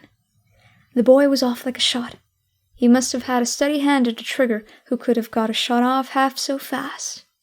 "I'll send it to Bob Cratchit's," whispered Scrooge, rubbing his hands and spitting with a laugh. "He shan't know who sends it. It's twice the size of Tiny Tim. Joe Miller never made such a joke as sending it to Bob's Wilby." The hand in which he wrote the address was not a steady one, but write it he did, somehow, and went down the stairs to open the street door, ready for the coming of the poulterer's man. As he stood there waiting his arrival, the knocker caught his eye. "I shall love it as long as I live," cried Scrooge, patting it with his hand. "I scarcely ever looked at it before. What an honest expression it has in its face. It's a wonderful knocker. Here's a turkey. Hello, whoop! How are you? Merry Christmas!" It was a turkey. He never could have stood upon his legs, that bird. He would have snapped him short off in a minute, like sticks of sealing wax. "Why, it's impossible to carry that to Camden Town," said Scrooge. "You must have a cab." The chuckle with which he said this, and the chuckle with which he paid for the turkey, and the chuckle with which he paid for the cab, and the chuckle with which he recompensed the boy, were only to be exceeded by the chuckle with which he sat down, breathless, in his chair again, and chuckled till he cried. Shaving was not an easy task, for his hand continued to shake very much, and shaving requires attention, even when you don't dance while you're at it. But if he had cut the end of his nose off, he would have put a piece of sticking plaster over it, and been quite satisfied. He dressed himself all in his best, and at last got out into the streets. The people were by the time pouring forth as he had seen them with the ghosts of Christmas present, and walking with his hands behind him, Scrooge regarded every one with a delighted smile. He looked so irresistibly pleasant. In a word, the 3 or 4 good-humorous fellows said, "Good morning, sir! A Merry Christmas to you!" And Scrooge said often afterwards that all of the blithe sounds he had ever heard, those were the blithest in his ears. He had not gone far when, coming on toward him, he beheld the portly gentleman who had walked into his counting-house the day before and said, "Scrooge Marley's, I believe?" It sent a pang across his heart to think how the old gentleman would look upon him when they met, but he knew that path lay straight before him, and he took it. "My dear sir," said Scrooge, quickening his pace, and taking the old gentleman by both his hands, "how do you do? I hope you have succeeded yesterday. It was very kind of you. A Merry Christmas to you, sir." "Mr. Scrooge?" "Yes," said Scrooge, "that is my name, and I fear it may not be pleasant to you. Allow me to ask your pardon. And will you have the goodness—" here Scrooge whispered in his ear. "Lord bless me!" cried the gentleman, as if his breath were taken away. "My dear Mr. Scrooge, are you serious?" "If you please," said Scrooge, "not a farthing less. A great many back payments are included in it, I assure you. Will you do me that favor?" "My dear sir," said the other, shaking hands with him, "I don't know what to say to such "Don't say anything, please," retorted Scrooge. "Come and see me. Will you come and see me?" "I will," cried the old gentleman, and it was clear he meant to do it. "Thank ye," said Scrooge. "I am much obliged to you. I thank you 50 times. Bless you."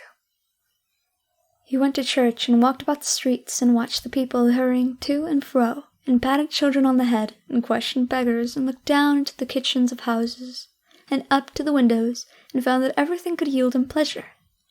He had never dreamed that any walk, that anything, could give him so much happiness. In the afternoon he turned his steps towards his nephew's house. He passed the door a dozen times before he had the courage to go up and knock, but he made a dash and did it. "Is your master at home, my dear?" said Scrooge to the girl. "Nice girl, very." "Yes, sir." "Where is he, my love?" said Scrooge. "He's in the dining-room, sir, along with the mistress. I'll show you upstairs, if you please." "Thank ye. He knows me," said Scrooge, with his hand already on the dining-room lock. "I'll go in here, my dear." He turned it gently and sidled his face in round the door. They were looking at the table, which was spread out in great array, for these young housekeepers are always nervous on such points, and like to see that everything is right. "Fred!" said Scrooge. Dear heart alive, how his niece by marriage started! Scrooge had forgotten for the moment about her sitting in the corner with the footstool, or he wouldn't have done it on any account. "Why, bless my soul!" cried Fred. "Who's that?" "It's I, your Uncle Scrooge. I've come to dinner. Will you let me in, Fred?" "Let him in? It's such a mercy he didn't shake his arm off. He was at home in 5 minutes. Nothing could be heartier. His niece looked just the same. So did Topper when he came. So did the plump sister when she came. So did every one when they came. Wonderful party, wonderful games, wonderful unanimity, wonderful happiness." But he was early at the office next morning. Oh, he was early there. If he could only be there first and catch Bob Cratchit coming late, that was the thing he had his heart set upon. And he did it. Yes, he did. The clock struck 9. No, Bob. 1/4 past. No, Bob. He was a full 18 minutes and a half behind this time.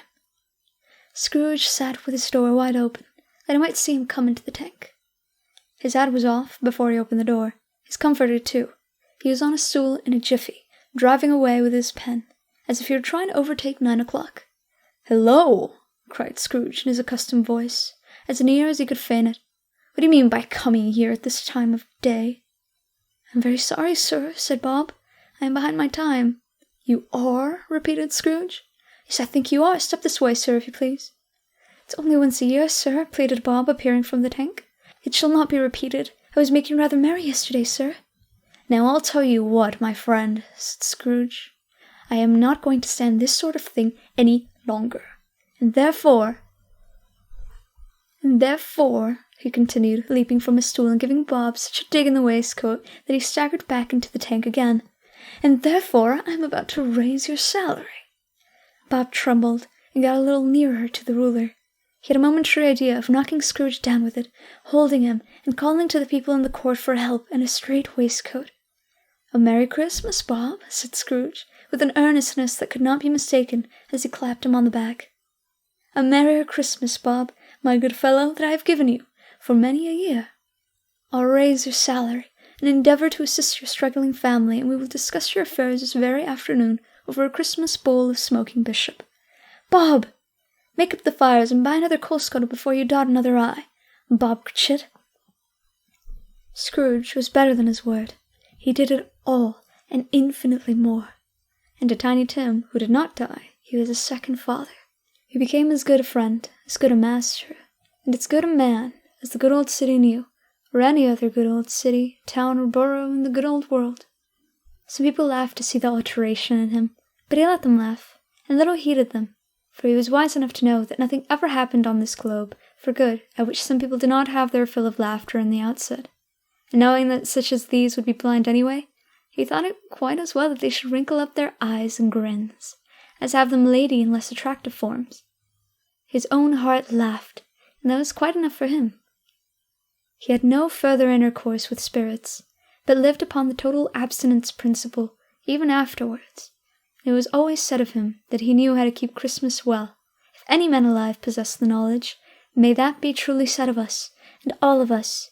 And so, as Tiny Tim observed, God bless us, every one.